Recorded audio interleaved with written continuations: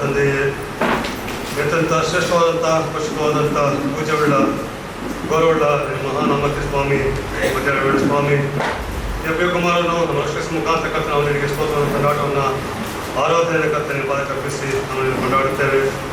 ನೇಮ ಜೀವನ ಜೀವ ಸಂಕಟ ಸ್ವಾಮಿ ಈ ದಿನವನ್ನು ಈ ಒಂದು ವಿಶೇಷ ದಿನವನ್ನು ಕರ್ತನೆ ನಾವೆಲ್ಲರೂ ನಿನ್ನಲ್ಲಿ ಸಂತೋಷದ ಕಾಣುವಂಥ ಪ್ರಕಟಿಗಾಗಿ ನಾವು ಸ್ತೋತ್ರಿಸುತ್ತೇವೆ. ಈ ವಿಶ್ವಾಸವಾದ ಈ ಸಂತೋಷದ ಆಚರಣೆ ಕರ್ತನೆ ನಾವು ಸಹ ಕುಡಿ ಬರುವಂತೆ ವಾಕ್ಯ ಸ್ತೋತ್ರಿಸುತ್ತೇವೆ. ದೇವರಿಗೆ ನಮ್ಮನ್ನು ಆದಿಯಲ್ಲಿ ನಮ್ಮನ್ನು ಆರಿಸಿದ ದೇವರು, ನಮ್ಮನ್ನು ಪ್ರತ್ಯೇಕಿಸಿದ ದೇವರು, ನಮ್ಮನ್ನು ಕರೆದಾತನು, ನಮ್ಮನ್ನು ಮಾನ್ಯರು ಪ್ರಿಯ ವಿಷಯವನ್ನು ಕರೆದ ದೇವರು ಏನಾಗಬೇಕಾಗಿ ನಾವು ನಿಮಗೆ ಸ್ತೋತ್ರಿಸುತ್ತೇವೆ. ಈ ನಮ್ಮ ಕಾರ್ಯಗಳು ಎಷ್ಟೋ ಅಗಮ್ಯವಾಗಿದೆ, ಎಷ್ಟೋ ಆಶ್ಚರ್ಯಕರವಾಗಿದೆ, ಅದು ವರ್ಣಿಸಲಿಕ್ಕೆ ಅದು ಕೊಡಲಿಕ್ಕೆ ಅಸಾಧ್ಯ ಸ್ವಾಮಿ. ಅದರ ಮಹಾಕರುಣೆ ಕೃಪೆ ದೇವರೇ, ನಾವು ನಿನ್ನನ್ನು ಕರ್ತನೆ ಆರಾಧಿಸುವಂಥ ಜನರಾಗಿ ಈ ಸತ್ಯವಾಕ್ಯಗಳನ್ನು ಸ್ವಸ್ಥಬೋಧನೆ ನಾವು ತಿಳಿದುಕೊಂಡು ನಿನ್ನನ್ನು ಅರಿತುಕೊಳ್ಳುವ ಹಾಗೆ ಈ ಸತ್ಯವಾಕ್ಯವನ್ನು ಪರಿಪೂರ್ಣವಾಗಿ ನಂಬಿಕೆ ವಿಧೇಯರಾಗಿ ನಿನ್ನಲ್ಲಿ ವಾಕ್ಯಾನುಸಾರ ಜೀವಿಸುವಂತೆ ಕೊಡೋದ ಕೃಪೆಗಾಗಿ ನಾವು ನಿಮಗೆ ಸ್ತೋತ್ರಿಸುತ್ತೇವೆ.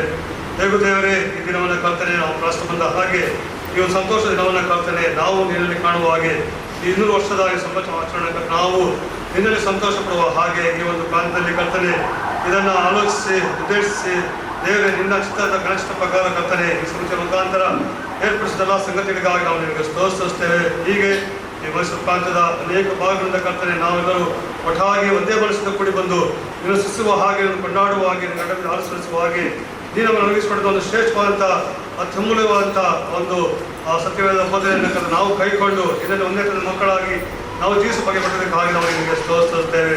ನೀನು ಒಳ್ಳೆಯದನ್ನು ಮಾಡೋ ಕರ್ತನೆಂಬುದಾಗಿ ಅನುಭವದಿಂದ ನಾವು ಇಷ್ಟಪಡಬೇಕಾಗುತ್ತೆ ಕೊಟ್ಟಂಥ ಕೃಪೆಗಾಗಿ ನಾವು ನಿಮಗೆ ಸ್ತೋತ್ರಿಸುತ್ತೇವೆ. ಹೀಗೆ ಸಮಾಜದ ಕರ್ತನೆ ಈ ಕೊಡದ ಎಲ್ಲ ಮಾಡಿಕೊಳ್ಳುತ್ತೇವೆ. ನೀನು ನಂಬಿಗಸ್ತನಾಗಿ ಎಲ್ಲ ಸಂಗತಿಗಳ ಕರ್ತನೆ ನೀನು ಮುನ್ನಡೆಸಬೇಕಾಗಿ ನಿಮಗೆ ಸ್ತೋತ್ರಿಸುತ್ತೇವೆ.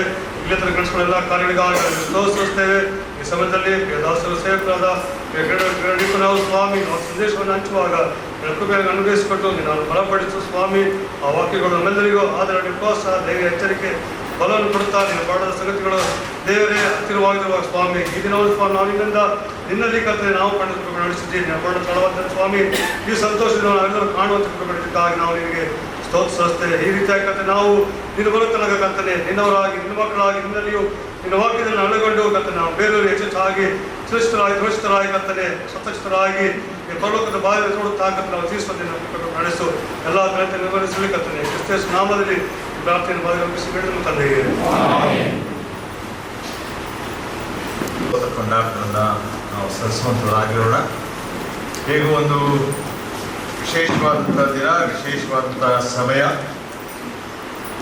ಒಂದು ವೇಳೆ 23ನೇ ಆಗಸ್ಟ್ 200 ವರ್ಷಗಳ ಹಿಂದೆ ಸಹೋದರರ ಸಭೆಯಾಗಿ ಸೇರಿ ಬಂದು ರೊಟ್ಟಿ ಮುರಿದರು ಎಂಬುದಾಗಿ ಒಂದು ಪ್ರತೀತಿ ಉಂಟು. ಅದು ಸಾಂಕೇತಿಕವಾಗಿ ಆ ದಿನವನ್ನು ಯಾಕೆ ನಾವು ದೇವರಿಗೆ ಸ್ತುತಿ ಸ್ತೋತ್ರ ಕೊಂಡಾಟಗಳನ್ನು ಸಲ್ಲಿಸುವುದಕ್ಕಾಗಿ ಸಮಯವನ್ನು ಕಳೆಯಬಾರದು ಎಂಬುದಾಗಿ ಆಲೋಚಿಸಿ ಕಳೆದ ಸೋಮವಾರದಿಂದ ಒಂದು ವಾರದ ತನಕ ಆನ್ಲೈನ್ನಲ್ಲಿ ಕೂಡ ಬೆಂಗಳೂರಿನಿಂದ ನಡೆಸಿಕೊಂಡು ಮೀಟಿಂಗ್ಗಳನ್ನು ಬೆಳಗ್ಗೆ ಮತ್ತು ಸಾಯಂಕಾಲ ನಡೆಸಿಕೊಂಡು ಬರುವಾಗೆಯೂ ಮತ್ತು ಈ ಕರ್ನಾಟಕ ರಾಜ್ಯವನ್ನು ಒಂದು 5 ಪ್ರಾಂತ್ಯವನ್ನಾಗಿ ವಿಂಗಡಿಸಿ ಆಯಾ ಪ್ರಾಂತ್ಯಗಳಲ್ಲಿ ಒಂದು ದಿನದ ತೂಕವನ್ನು ಈ ರೀತಿ ಅಕ್ಕಪಕ್ಕದ ಎಲ್ಲ ಸಭೆಗಳವರನ್ನು ಕರೆಸಿ ಅವರ ಮಧ್ಯದಲ್ಲಿ ಈ ಒಂದು ಸಹೋದರ ಸಭೆಯ ಸಂಚಲನ, ಇದರ ಹಿಂದಿನ ಇತಿಹಾಸ,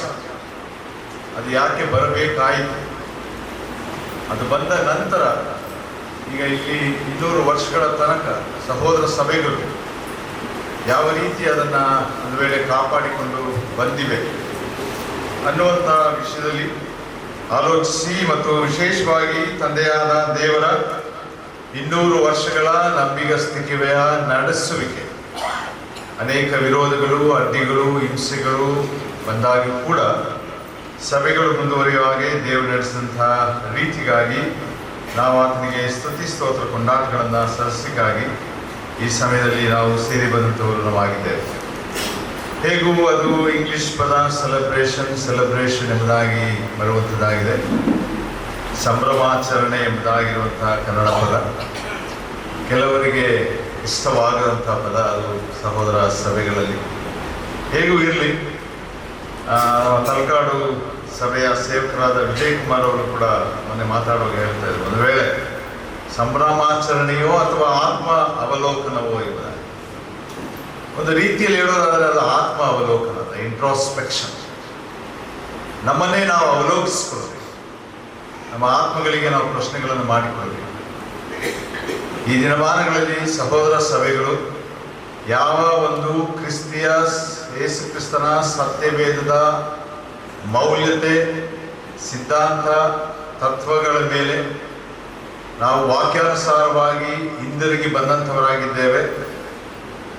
ಯಾಕಂದರೆ ಹೀಗೆ 1800 ವರ್ಷಗಳ ತನಕ ಆದಿ ಸಭೆಯ ಸಮಯಗಳಾದ ನಂತರ ಒಂದು ವೇಳೆ ಪ್ರಕಟಣೆ ಗ್ರಂಥದಲ್ಲಿ ನಾವು ಸಭೆಯ ಚರಿತ್ರೆಯನ್ನು ಕಲಿಯುತ್ತಾ ಬರುವಾಗ ಕರ್ತನಾದ ಯೇಸು ಕ್ರಿಸ್ತನ ಸಭೆ, ಆ ಸಭೆಯಲ್ಲಿರುವಂಥ ದೇವಜನರು ಸಹೋದರರು ಎಂಬುದಾಗಿ ಕರೆಸಿಕೊಳ್ಳಲ್ಪಟ್ಟಂಥದ್ದು, ಆ ಸಹೋದರರ ಸಭೆ ಅದು ನಡೆದುಕೊಂಡು ಬಂದದ್ದು ಕೇವಲ ಒಂದು 300 ವರ್ಷಗಳ ತನಕ ಮಾತ್ರ.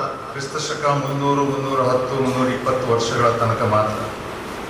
ಇದನ್ನು ನಾವು ಸಭಾ ಚರಿತ್ರೆಯನ್ನು ಕಲಿಯುತ್ತಾ ಹೋಗುವಾಗ ಸ್ಪಷ್ಟವಾಗಿ ಅರ್ಥ ಮಾಡಿಕೊಳ್ಳುವಂತರಾಗಿದ್ದೇವೆ. ಮತ್ತು ನನ್ನ ಸಂದೇಶದಲ್ಲಿ ಕೂಡ ಆ ಸಭಾ ಚರಿತ್ರೆಯ ಕೆಲವು ಇತಿಹಾಸ ಭಾಗಗಳನ್ನು ಮತ್ತು ಸಹೋದರ ಸಭೆಯ ಸಂಚಲನದ ಕುರಿತು ಇರುವಂಥ ವಿಷಯಗಳನ್ನು ಕೂಡ ಕ್ರೋಢೀಕರಿಸಿ ನಾನು ಈ ಸಮಯದಲ್ಲಿ ನಿಮ್ಮ ಮಧ್ಯದಲ್ಲಿ ದೇವರ ಆತ್ಮನ ಸಹಾಯದಿಂದ ಸಂದೇಶವನ್ನು ಕೊಡಲಿಕ್ಕೆ ಇಷ್ಟಪಡುವಂತನಾಗಿದ್ದೇನೆ. ಯಾಕಂದರೆ ನಮ್ಮ ಸಮಯ ಆಲ್ರೆಡಿ 15-20 ನಿಮಿಷ ಮುಂದೆ ಹೋಗ್ತಾ ಇದೆ. ನನಗೆ 1 ಗಂಟೆಗಳ ಕಾಲ ಅವಕಾಶ ಕೊಡಲ್ಪಟ್ಟಿದೆ. ಯಾಕಂದರೆ ಇನ್ನು ಮುಂದೆ ಸಭೆಯ ವರದಿಗಳನ್ನು ನೋಡಬೇಕು, ಅನಂತರ ಟೀ ಬ್ರೇಕ್ ಇರಬೇಕು, ಹೀಗೆ ನಾನಾಂತರವಾದ ವಿಷಯಗಳು ಇನ್ನೂ ಉಂಟು. ಹೇಗೂ ನಾವು ಪ್ರಾರ್ಥನಾ ಪೂರ್ವಕವಾಗಿ ಕೂತಂಥವರಾಗಿ ಆ ದೇವರ ವಾಕ್ಯದಿಂದ ನಮಗಿರುವಂತಹ ಕೆಲವು ಸಂಗತಿಗಳನ್ನು ಅಥವಾ ಒಂದು ವೇಳೆ ಇತಿಹಾಸದಿಂದ ಈ ಸಹೋದರ ಸಭೆ ಅದರ ಕುರಿತು ಒಂದು ವೇಳೆ ಎಲ್ಲಾದರೂ ದೇವರ ವಾಕ್ಯದಲ್ಲಿ ಸೂಚನೆಗಳು ಉಂಟಾ, 200 ವರ್ಷಗಳ ಹಿಂದೆ ಪ್ರಾರಂಭವಾದಂಥ ಈ ಸಂಚಲನ, ಈ ಒಂದು ಆಂದೋಲನ, ಏನಾದರೂ ಒಂದು ವಾಕ್ಯ ಭಾಗವನ್ನು ತೆಗೆದುಕೊಂಡು ಅಲ್ಲಿ ಕೆಲವು ಸತ್ಯತೆಗಳನ್ನು ನಮಗೆ ಕಂಡುಕೊಳ್ಳಲಿಕ್ಕೆ ಸಾಧ್ಯವಾಗುತ್ತದಾ ಅನ್ನುವಂಥ ವಿಷಯದಲ್ಲಿ ನಾನು ಪ್ರಸ್ತಾಪಿಸಿ ಈ ಸಮಯದಲ್ಲಿ ಮಾತಾಡಲಿಕ್ಕೆ ಇರುವಂತನಾಗಿದ್ದೀನಿ. ಒಂದು ಮಾತಿದೆ, you cannot change the world by going to the church. You can change the world by being the church. ನಾನು ಅನಿಸ್ತೇನೆ ನಿಮಗೆ ಅರ್ಥವಾಯಿತು ಅಂತ. ಸಭೆಗೆ ಹೋಗುವುದರ ಮುಖಾಂತರ ಈ ಪ್ರಪಂಚವನ್ನು ಬದಲಾಯಿಸಲಿಕ್ಕೆ ಸಾಧ್ಯವಿಲ್ಲ. ಆದರೆ ಸಭೆಯಾಗಿ ಜೀವಿಸುವುದರ ಮುಖಾಂತರ ಈ ಪ್ರಪಂಚವನ್ನು ನಾವು ಬದಲಾಯಿಸಬೇಕು. ನಾವೆಲ್ಲ ಕಡೆ ಹೇಳ್ಕೊಂಡು ಬರ್ತಾ ಇದ್ದೇವೆ. ಸಹೋದರ ಸಭೆಯ ಸಂಚಲನದ ಒಂದು ಮುಖ್ಯ ಪಾಯಿಂಟ್ ಕೂಡ ಅದೇನೆ. ಏನು ಎಂಬುದಾಗಿ ಹೇಳುವಾಗ, ಸಭೆ ಅನ್ನುವಂಥದ್ದು ಅದೊಂದು ಸಂಸ್ಥೆ ಅಲ್ಲ, ಅದೊಂದು ಕಟ್ಟಡವಲ್ಲ. ಇಟ್ ಇಸ್ ಎ ಆರ್ಗ್ಯಾನಿಸಮ್, ಅದು ಒಂದು ಜೀವಿ. ಸೊ ಸಭೆ ಜೀವಿ ಆಗಿರುವಾಗ ಆ ಸಭೆಯಲ್ಲಿರುವಂಥ ನಾವೆಲ್ಲರೂ ಕೂಡ ಆ ಸಭೆಯಾಗಿ ಜೀವಿಸಬೇಕು. We should live like the church, not going to the church. ಹಂಗಂತೇಳಿ ಕಿರಣ್ ಅಂಕಲ್ ಹೇಳಿದ್ರು ಅಂತ ನಾಳೆಯಿಂದ ಸಭೆಗೆ ಹೋಗೋದು ತಪ್ಪಿಸ್ಬೇಡ್ರಿ. ಸಭೆಗೆ ಹೋಗ್ಲೇಬೇಕು. ಸಭೆಗೆ ಹೋದ್ರೇ ಸಭೆಯಾಗಿ ಜೀವಿಸಲಿಕ್ಕೆ ಸಾಧ್ಯ. ಯಾಕಂದ್ರೆ ಸಭೆಯಲ್ಲಿ ಸಿಗುವಂಥದ್ದು ಬೇರೆ ಎಲ್ಲಿಯೂ ಕೂಡ ಸಿಗ್ಲಿಕ್ಕೆ ಸಾಧ್ಯವೇ ಇಲ್ಲ. You cannot find it. ಎಷ್ಟೇ ಹಣ, ಎಷ್ಟೇ ಸಮಯ, ಏನೇ ಕೊಟ್ಟರು ಕೂಡ, ಅಥವಾ ನಿಮ್ಮ ಪ್ರಯತ್ನಗಳು, ನಿಮ್ಮ ವಿದ್ಯಾಭ್ಯಾಸಗಳು, ನಿಮ್ಮ ಕೆಲಸಗಳು, ನಿಮ್ಮ ಕಾರ್ಯಗಳು, ನಿಮ್ಮ ಶ್ರಮೆಗಳು ಯಾವುದೂ ಕೂಡ ಸಭೆಯಲ್ಲಿ ಸಿಗುವಂಥದ್ದನ್ನು ತಂದುಕೊಳ್ಳಲಿಕ್ಕೆ ಸಾಧ್ಯವಿಲ್ಲ. ಆ ಸಭೆಯನ್ನ ಅಷ್ಟು ವಿಶೇಷವಾದಂತಹ ರೀತಿಯಲ್ಲಿ ದೇವರು ಅದನ್ನ ಉಂಟು ಮಾಡಿ ತನ್ನ ದೈವಿಕ ಚಿತ್ತಕ್ಕನುಸಾರವಾಗಿ ಸ್ಥಾಪಿಸಿ, ತನ್ನ ಅನಾದಿ ಕಾಲದ ನಿಷ್ಕರ್ಷೆ ಯಜ್ಞದ ಕುರಿಯಾದಾತನು ಕೊಯ್ಯಲ್ಪಟ್ಟದ್ದು 2000 ವರ್ಷಗಳ ಹಿಂದೆ ಅಲ್ಲ. ದೇವರ ವಾಕ್ಯದಲ್ಲಿ ನೋಡ್ತೇವೆ, ಜಗದುತ್ಪತ್ತಿಗೆ ಮುಂಚೆಯೇ ಆತನು ಕೊಯ್ಯಲ್ಪಟ್ಟಿದ್ದಾನೆ ಎಂಬುದಾಗಿ ಪ್ರಕಟಣೆ 13ನೇ ಅಧ್ಯಾಯ, ಅನಂತರ 1ನೇ ಪೇತ್ರ 2, 3, 5ನೇ ಅಧ್ಯಾಯದಲ್ಲೆಲ್ಲ ನಾವು ನೋಡ್ತಾ ಬರುವಂತರಾಗಿದ್ದೇವೆ. ಈ ಸಭೆ ಎಂಬುವಂತ ದೇವರ ದೈವಿಕವಾದಂತ ಸಂಕಲ್ಪ ಅದು ಅನಾದಿ ಕಾಲದಿಂದ ಇದೆ. ಅದರಲ್ಲಿ ನಾವು ಗಲಾತ್ಯ ಪತ್ರಿಕೆ 4ನೇ ಅಧ್ಯಾಯದಲ್ಲಿ ಓದದ್ದು. ಸಮಯವು ಅಥವಾ ಕಾಲವು ಪರಿಪೂರ್ಣವಾದಾಗ ಕನ್ಯೆಯಲ್ಲಿ ಜನಿಸಿದಂಥವನಾಗಿ ನಮ್ಮ ಕರ್ತನಾದ ಯೇಸು ಕ್ರಿಸ್ತನ ಲೋಕದಲ್ಲಿ ಜನಿಸಿದನೆಂಬುದಾಗಿ. ಆತನ ಲೋಕದಲ್ಲಿ ಜನಿಸಿದ್ದು ಸಭೆಯನ್ನು ಸ್ಥಾಪಿಸಲಿಕ್ಕಾಗಿ. ಹಾಗಾಗಿ ಬೈ ಬೀಯಿಂಗ್ ದ ಚರ್ಚ್ ಎಂಬುದಾಗಿ ಹೇಳುವಾಗ ಆ ಸಭೆಯಲ್ಲಿ ಆತನು ಏನೆಲ್ಲ ಸಂಗತಿಗಳನ್ನು ಆತನು ಒದಗಿಸಿಕೊಟ್ಟಿದ್ದಾನೆ ನೋಡಿ. ಸಭೆಯಲ್ಲಿ ಅನ್ಯೋನ್ಯತೆಯನ್ನು ಕೊಟ್ಟಿದ್ದಾರೆ. ಅನ್ಯೋನ್ಯತೆ ನಮ್ಮನ್ನ ಅದು ಬೆಚ್ಚಗೆ ಇಡುವಂತ ವಿಷಯ. ಅದನ್ನು ವಿವರಣೆ ಮಾಡಲಿಕ್ಕೆಲ್ಲ ಹೋಗಲ್ಲ ನಾನು. ಅನಂತರ ನಾವು ಸಭೆಯಲ್ಲಿ we see the discipleship, first fellowship, ಅನಂತರ ಡಿಸೈಪಲ್ಶಿಪ್, ಶಿಷ್ಯತ್ವವನ್ನು ಕೊಟ್ಟಿದ್ದಾರೆ. ನಮ್ಮ ಸಭೆಗಳಲ್ಲಿ ನಾವು ಎಷ್ಟು ಶಿಷ್ಯರನ್ನು ಬೆಳೆಸ್ತಾ ಇದ್ದೇವೆ, ನಾವು ಎಷ್ಟು ಶಿಷ್ಯರಿದ್ದೇವೆ ನಮ್ಮ ಸಭೆಗಳಲ್ಲಿ. ದೇವರ ವಾಕ್ಯಾನುಸಾರ ಯೇಸು ಸ್ವಾಮಿ ತನ್ನ ಕಡೆಯ ಒಂದು ಮಹಾ ಯೋಜನೆ ಅಥವಾ ಆ ಒಂದು ಸುವಾರ್ತೆ ಸಾರುವಿಕೆಯ ನಿಯೋಗದ ಮಹಾ ನಿಯೋಗದ ಆಜ್ಞೆಯಲ್ಲಿ ಆತನು ಕೊಟ್ಟದ್ದೇನೆಂದ್ರೆ ಅವರನ್ನ ಶಿಷ್ಯರನ್ನಾಗಿ ಮಾಡ್ರಿ ಎಂಬುದಾಗಿ. ನಮ್ಮ ಸಭೆಗಳಲ್ಲಿ ಎಷ್ಟು ಶಿಷ್ಯರನ್ನಾಗಿ ನಾವು ಮಾಡ್ತಾ ಇದ್ದೇವೆ? That is the question. ಬಹಳ ಪ್ರಾಮುಖ್ಯವಾದಂಥ ಸತ್ಯತೆ.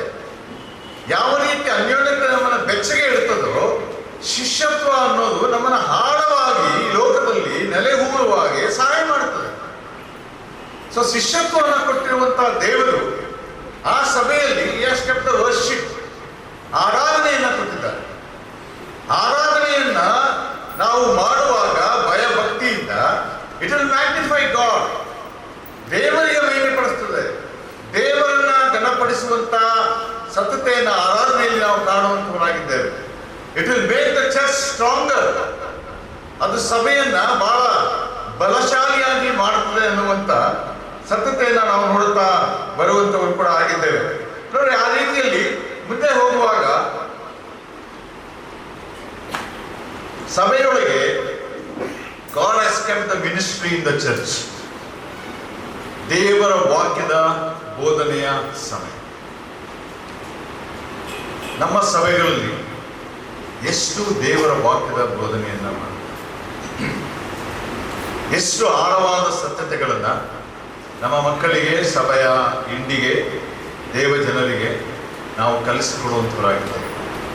ನಾನು ಯಾವುದೂ ಕ್ರಿಟಿಸೈಸ್ ಮಾಡ್ತಾ ಇಲ್ಲ. ನಾನೊಂದು ಆತ್ಮ ಅವಲೋಕನವನ್ನು ಮಾಡಲಿಕ್ಕೆ ಪ್ರಯತ್ನವನ್ನು ಪಡ್ತಾ ಇದ್ದೇನೆ.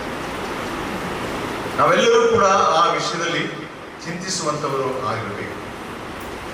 ಸಭೆಯಲ್ಲಿ ಸಭಾ ಹಿರಿಯರು, ಸಭಾ ಬೋಧಕರು, ಸುವಾರ್ತಿಕರು ಮತ್ತು ಆ ವಯಸ್ಸಿನಲ್ಲಿ ಹಿರಿಯರು, ದೇವರ ವಾಕ್ಯದಲ್ಲಿ ನುರಿತರು ಸಂದೇಶಗಳನ್ನು ಕೊಡಲಿಕ್ಕೆ ಸಿದ್ಧ ಮಾಡಿಕೊಂಡು ಬರುವಾಗ ಸಭೆಯವರಾದ ನಮ್ಮಲ್ಲಿ ಎಷ್ಟು ಜವಾಬ್ದಾರಿ ಇದೆ,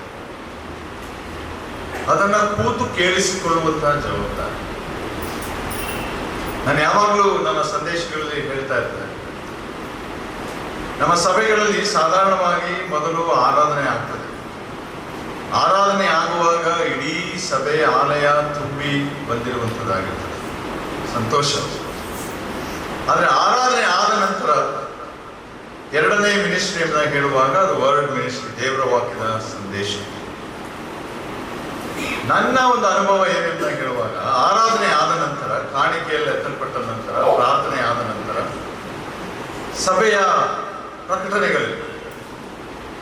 ಸಭೆಯ ಪ್ರಕಟಣೆಗಳನ್ನು ಹೇಳಿದ ನಂತರ ಒಬ್ಬರಿಗೆ ಪ್ರಾರ್ಥನೆ ಮಾಡಲಿಕ್ಕೆ ಹೇಳ್ತಾರೆ.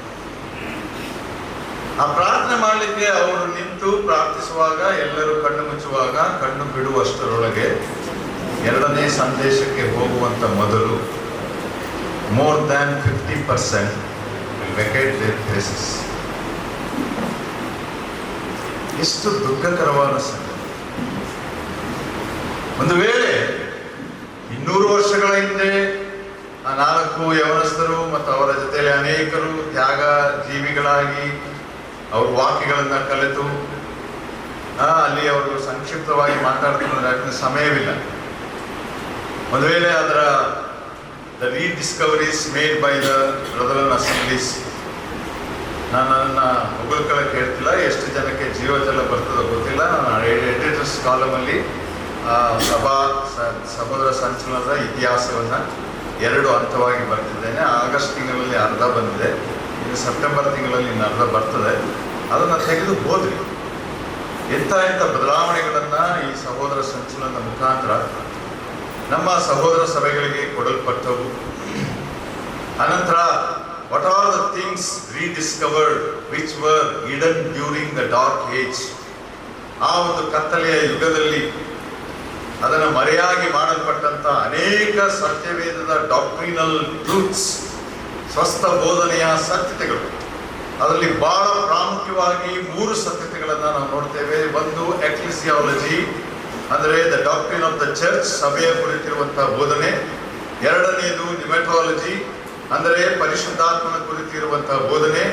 ಮೂರನೇದು ಎಸ್ಕಟಾಲಜಿ, ಅಂದರೆ ಮುಂದೆ ನಡೆಯಲಿಕ್ಕಿರುವಂತಹ ಘಟನೆಗಳ ಬೋಧನೆ, ಅಂದರೆ ಕರ್ತನಾದ ಯೇಸು ಕ್ರಿಸ್ತನ 2ನೇ ಬರೋಣ, 7 ವರ್ಷಗಳ ಕಾಲದ ಸಂಕಟ ಕಾಲ, ಸಭೆ ಎತ್ತಲ್ಪಡುವಂತಹ ಸತ್ಯತೆ, 1000 ವರ್ಷ ಆಳ್ವಿಕೆಯ ಒಂದು ಸಮಯ, ಅನಂತರ ನಿತ್ಯತ್ವ.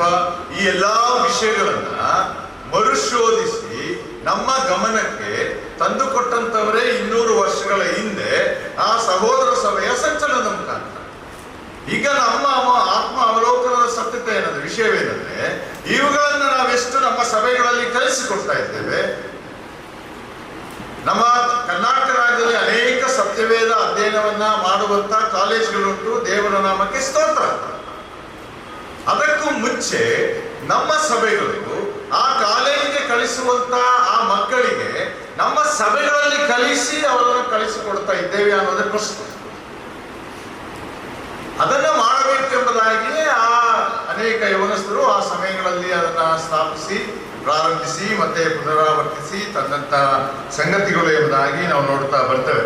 ನೋಡ್ರಿ, ಹೀಗೆ ಮಿನಿಸ್ಟ್ರಿ, ದೇವರ ವಾಕ್ಯ, ಸಂದೇಶ, ಅನಂತರ ವಾರದ ಮಧ್ಯದಲ್ಲಿ ಇರುವಂತಹ ಸತ್ಯವೇದ ಅಧ್ಯಯನದ ದಿನಗಳು, ಬೈಬಲ್ ಸ್ಟಡಿ ಸಮಯಗಳು, ಪ್ರಾರ್ಥನಾ ಕೂಟಗಳು, ಸಹೋದರಿಯರ ಕೂಟಗಳು, ಮಕ್ಕಳ ಕೂಟಗಳು, ಹೀಗೆ ಅನೇಕ ಕೂಟಗಳು ಇರುವಾಗ ಎಷ್ಟು ಜನ, ಎಷ್ಟು ಸಭೆ ಅದನ್ನು ಸ್ಪಷ್ಟವಾದ ರೀತಿಯಲ್ಲಿ ದೇವರಿಗೆ ಘನಮಾನ ಬರುವಂತಹ ರೀತಿಯಲ್ಲಿ ಸದುಪಯೋಗ ಪಡಿಸಿಕೊಳ್ಳುತ್ತಾ ಇದ್ದೇವೆ ಅನ್ನುವಂಥದ್ದೇ ಪ್ರಶ್ನೆ. ನನ್ನ ಒಂದು ಎಸ್ಟಿಮೇಟ್ ಪ್ರಕಾರ, ಅಥವಾ ನನ್ನ ಒಂದು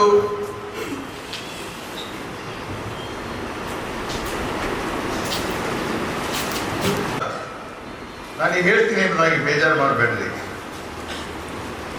ದ ವೀಕೆಸ್ಟ್ ಪಾಯಿಂಟ್ ಅಥವಾ the weakest life in the brother and believers is the prayer life. ಬಹಳ ಬಲಹೀನವಾದಂತಹ ಒಂದು ಜೀವಿತ ನಮ್ಮಲ್ಲಿ ಇದೆ ಅಂದರೆ ಅದು ಪ್ರಾರ್ಥನಾಶೀಲ. ಸಭೆಯಾಗಿ ಸೇರಿ ಪ್ರಾರ್ಥಿಸುವಂಥದ್ದು, ವೈಯಕ್ತಿಕವಾದ ಪ್ರಾರ್ಥನೆ ಇರಲೇಬೇಕು. ಸಭೆಯಾಗಿ ಸೇರಿ ಪ್ರಾರ್ಥಿಸುವಂಥದ್ದು. ವಾರನ್ ಬ್ರೆಸ್ಬಿ ಅವರು ಹೇಳ್ತಾರೆ, ಯಾವಾಗ ನಾವು ಇದರಿಂದ ಕಲ್ತದ್ದೆ. ಏನು ಅಂತ ಹೇಳುವಾಗ, when church prays together, something will happen. When church prays together, something will happen. ಏನೋ ಒಂದು ಕಾರ್ಯ ಅದು ನಡೀತದೆ. ಅದಕ್ಕೆ ನಮಗೆ ಸತ್ಯವೇದದಲ್ಲಿ ಒಳ್ಳೆ ಉದಾಹರಣೆಗಳು ಕೂಡ ಉಂಟು. ಆದಿ ಸಭೆಯ ಸಮಯದಲ್ಲಿ ಅವರು ಪ್ರಾರ್ಥಿಸುವಾಗ ಸೇರಿ ಬಂದಂತ ಸ್ಥಳ ಏನಾಯಿತು? ನಡುಗಿತ್ತು. ಅವರಲ್ಲಿ ಕಾರ್ಯಗಳು ಉಂಟಾಯಿತು, ಸಭೆಗಳು ಸ್ಥಾಪಿಸಲ್ಪಟ್ಟವು. ಈ ಎಲ್ಲಾ ನಿದರ್ಶನಗಳು ನಮಗೆ ಕೊಡಲ್ಪಟ್ಟಿರುವಾಗ why we are so weak in our prayers. ಹೀಗಾಗಿ ಪ್ರಿಯರೇ, 3ನೇ 4ನೇ ಸಂಗತಿ, the ministry. Ministry will broaden the church. ಅಂದ್ರೆ ನಮ್ಮ ದೇವರ ವಾಕ್ಯದ ಜ್ಞಾನವನ್ನ ಅದು ಅಗಲ ಮಾಡ್ತದೆ. ಯಾವುದು? ದೇವರ ವಾಕ್ಯದ ಸಂದೇಶ. 5ನೇ ಸಂಗತಿ, ದೇವರ ಸಭೆಯಲ್ಲಿ ಕೊಟ್ಟಿರುವಂತಹ ವಿಷಯ ಹೇಳುವಾಗ ದ ಎವಾಂಜಲಿಸಮ್, ದೇವರ ವಾಕ್ಯದ ಸುವಾರ್ತೆ. ಯಾವಾಗ ದೇವರ ವಾಕ್ಯದ ಸುವಾರ್ತೆ ಸಭೆಯಲ್ಲಿ ಇದೆಯೋ, it will enlarge the church. ಅದು ಸಭೆಯನ್ನ ಬಹಳ ಅಗಲ ಉತ್ತಮ ವೃದ್ಧಿ ಮಾಡ್ತದೆ. ಸೆಟಲೈಟ್ ಸಭೆಗಳನ್ನ ಸ್ಥಾಪಿಸಬಹುದು ನಾವು, ನಮ್ಮಲ್ಲಿ ಜಾಗ ಇಲ್ಲ ಎಂಬುದಾಗಿ ಹೇಳಲ್ಲ. ಈ ರೀತಿಯಾದಂತಹ ಸಂಗತಿಗಳನ್ನ ದೇವರು ನಮಗೆ ಕೊಟ್ಟಿರುವಾಗ we have a purpose to live for in the church. ದೇವರ ಸಭೆಯಲ್ಲಿ ನಾವು ಜೀವಿಸಲಿಕ್ಕಾಗಿ ನಮಗೆ ಉದ್ದೇಶಗಳನ್ನ ದೇವರು ಇರಿಸಿದ್ದಾನೆ. 2ನೇ ಸಂಗತಿ ಏನು ಹೇಳುವಾಗ, we have a people to live with them. ದೇವರು ತನ್ನ ಸಭೆಯಲ್ಲಿ ನಂಬಿದಂತಹ ಮಕ್ಕಳನ್ನ ಕೊಟ್ಟಿದ್ದಾನೆ. ಯಾಕಂದ್ರೆ ಆ ಒಂದು ಅನ್ಯೋನ್ಯತೆಯಲ್ಲಿ ನಾವು ಜೀವಿಸುವಂತವರಾಗಿರ್ಬೇಕು. ಮೂರನೇ ಸಂಗತಿ ಏನೆಂಬುದಾಗಿ ಹೇಳುವಾಗ we have a principle to live by. ನಮ್ಮ ಸಭೆಗಳಲ್ಲಿ ನಮಗೆ ದೇವರ ವಾಕ್ಯದ ತತ್ವಗಳುಂಟು, ಸಿದ್ಧಾಂತಗಳುಂಟು, ಮೌಲ್ಯಗಳುಂಟು. ಯಾಕಂದ್ರೆ ಅದರೊಟ್ಟಿಗೆ ನಾವು ಜೀವಿಸುವಂತವರಾಗಿರ್ಬೇಕು. 4ನೇ ವಿಷಯಕ್ಕೆ ಬರುವಾಗ God's have given us a profession to live it. ನಮಗೆ ಒಂದು ಜವಾಬ್ದಾರಿಯನ್ನು ಕೊಟ್ಟಿದ್ದಾನೆ, ಹುದ್ದೆಯನ್ನು ಕೊಟ್ಟಿದ್ದಾನೆ. ಅದೇನು ಎಂಬುದಾಗಿ ಹೇಳುವಾಗ ಆತನ ಸುವಾರ್ತೆಯನ್ನು ಸಾರುವಂಥದ್ದು. ಅದನ್ನು ಮಾಡುತ್ತಲೇ ನಾವು ಜೀವಿಸಬೇಕು. ಅದಕ್ಕೆ ಬರೀ ಸುವಾರ್ತಿಕರೇ ಬೇಕು, ಪೂರ್ಣಾವಧಿ ಸೇವಕರೇ ಬೇಕು ಎಂಬುದಾಗಿಲ್ಲ. ಪ್ರತಿಯೊಬ್ಬರು ಕೂಡ ತಮ್ಮ ಕೆಲಸ ಕಾರ್ಯಗಳ ಮಧ್ಯದಲ್ಲಿಯೂ ಕೂಡ ಸೇವೆಯನ್ನ ಮಾಡಿಕೊಂಡು ಹೋಗಲಿಕ್ಕೆ ಸಾಧ್ಯ. ಅದನ್ನೇ ಪೌಲನು ಅದನ್ನು ಮಾಡುವಾಗ ಅನೇಕ ಇತಿಹಾಸಕಾರರು ಅಥವಾ ದೈವಶಾಸ್ತ್ರಜ್ಞರು ಅದನ್ನು ಕರೆದದ್ದೇನೆಂದರೆ ಟೆಂಟ್ ಮೇಕಿಂಗ್ ಮಿನಿಸ್ಟ್ರಿ ಎಂಬುದಾಗಿ. ಆ ಗುಡಾರ ಮಾಡುತ್ತಿದ್ದಂಥ ಸೇವೆ ಎಂಬುದಾಗಿ ನಾವು ನೋಡ್ತಾ ಬರುವಂತವರಾಗಿದ್ದೇವೆ. ಆ ಸೇವೆಯಲ್ಲಿ ಕೂಡ ನಾವು ತೊಡಗಿಸಿಕೊಳ್ಳಲಿಕ್ಕೆ ಸಾಧ್ಯವಾಗ್ತದೆ. 5ನೇ ಸಂಗತಿ ಏನೆಂಬುದಾಗಿ ಹೇಳುವಾಗ god given us power in the church. ದೇವರು ಸಭೆಯ ಮಧ್ಯದಲ್ಲಿ ತನ್ನ ಶಕ್ತಿಯನ್ನ, ಬಲವನ್ನ ಕೊಟ್ಟಿದ್ದಾನೆ. ಆ ಶಕ್ತಿ, ಬಲ ಏನು ಎಂಬುದಾಗಿ ನೋಡುವಾಗ ಪ್ರೇರೆ ಅದು ಬೇರೆ ಯಾವುದೂ ಅಲ್ಲ, ದೇವರ ವಾಕ್ಯ. ದೇವರ ವಾಕ್ಯವನ್ನ ನಾವು ಎಷ್ಟು ಜನರು ಓದುವಂತವರಾಗಿದ್ದೇವೆ, ದೇವರ ವಾಕ್ಯವನ್ನ ಎಷ್ಟು ಜನರು ಕೈಕೊಂಡು ನಡೆಯುವಂತವರಾಗಿದ್ದೇವೆ. ನನಗೆ ಗೊತ್ತಿಲ್ಲ, ಈ ಪ್ರಶ್ನೆ ಮಾಡಿದ್ರೆ ಒಂದು ವೇಳೆ ದಿನನಿತ್ಯ ನಿರಂತರವಾಗಿ ಒಂದರ ನಂತರ ಒಂದು ಅಧ್ಯಾಯಗಳನ್ನ ದೇವರ ವಾಕ್ಯ ದಿನನಿತ್ಯ ನಾವು ಯಾರು ಕ್ರಮವಾಗಿ ಓದುತ್ತಾ ಇದ್ದೇವೆ ಎಂಬುದಾಗಿ ಪ್ರಶ್ನೆ ಮಾಡುವಾಗ ನಾವೆಷ್ಟು ಜನರು ಕೈ ಎತ್ತುತ್ತೇವೋ ನನಗೆ ಗೊತ್ತಿಲ್ಲ. ಪ್ರಿಯರೇ, ಇವೆಲ್ಲ ಸಂಗತಿಗಳನ್ನ ದೇವರು ನಮಗೆ ಕೊಡಬೇಕಾದ್ರೆ ಆತನು ಮಾಡಿದಂತ ಮಹಾತ್ಯಾಗ ಏನು ಎಂಬುದಾಗಿ ಹೇಳುವಾಗ ಜಗದುತ್ಪತ್ತಿಗೆ ಮುಂಚೆಯೇ ಆ ಯಜ್ಞದ ಕುರಿ ಕೊಯ್ಯಲ್ಪಟ್ಟಿದೆ. ಆ ಸುರಿಸಿದಂತ ರಕ್ತದ ಮುಖಾಂತರವೇ ಆತನ ಸಭೆ ಸ್ಥಾಪನೆ ಮಾಡಲ್ಪಟ್ಟಿದೆ. ಅಪೊಸ್ತಲರ ಕೃತ್ಯ 20ನೇ ಅಧ್ಯಾಯ 28ನೇ ವರ್ಷದಲ್ಲಿ ಪೌಲನು ಬರೆಯುತ್ತಾ ಬರುವಂತವನಾಗಿದ್ದಾನೆ. ಪೌಲನ ಆ ಒಂದು ಉದ್ದೇಶಗಳು, ಪೌಲನ ಒಂದು ಗುರಿಗಳು, ಅದರ ಒಂದು ವಾಕ್ಯವನ್ನು ನಾವು ನೋಡೋಣ. ಅಪೊಸ್ತಲರ ಕೃತ್ಯ 20ನೇ ಅಧ್ಯಾಯ.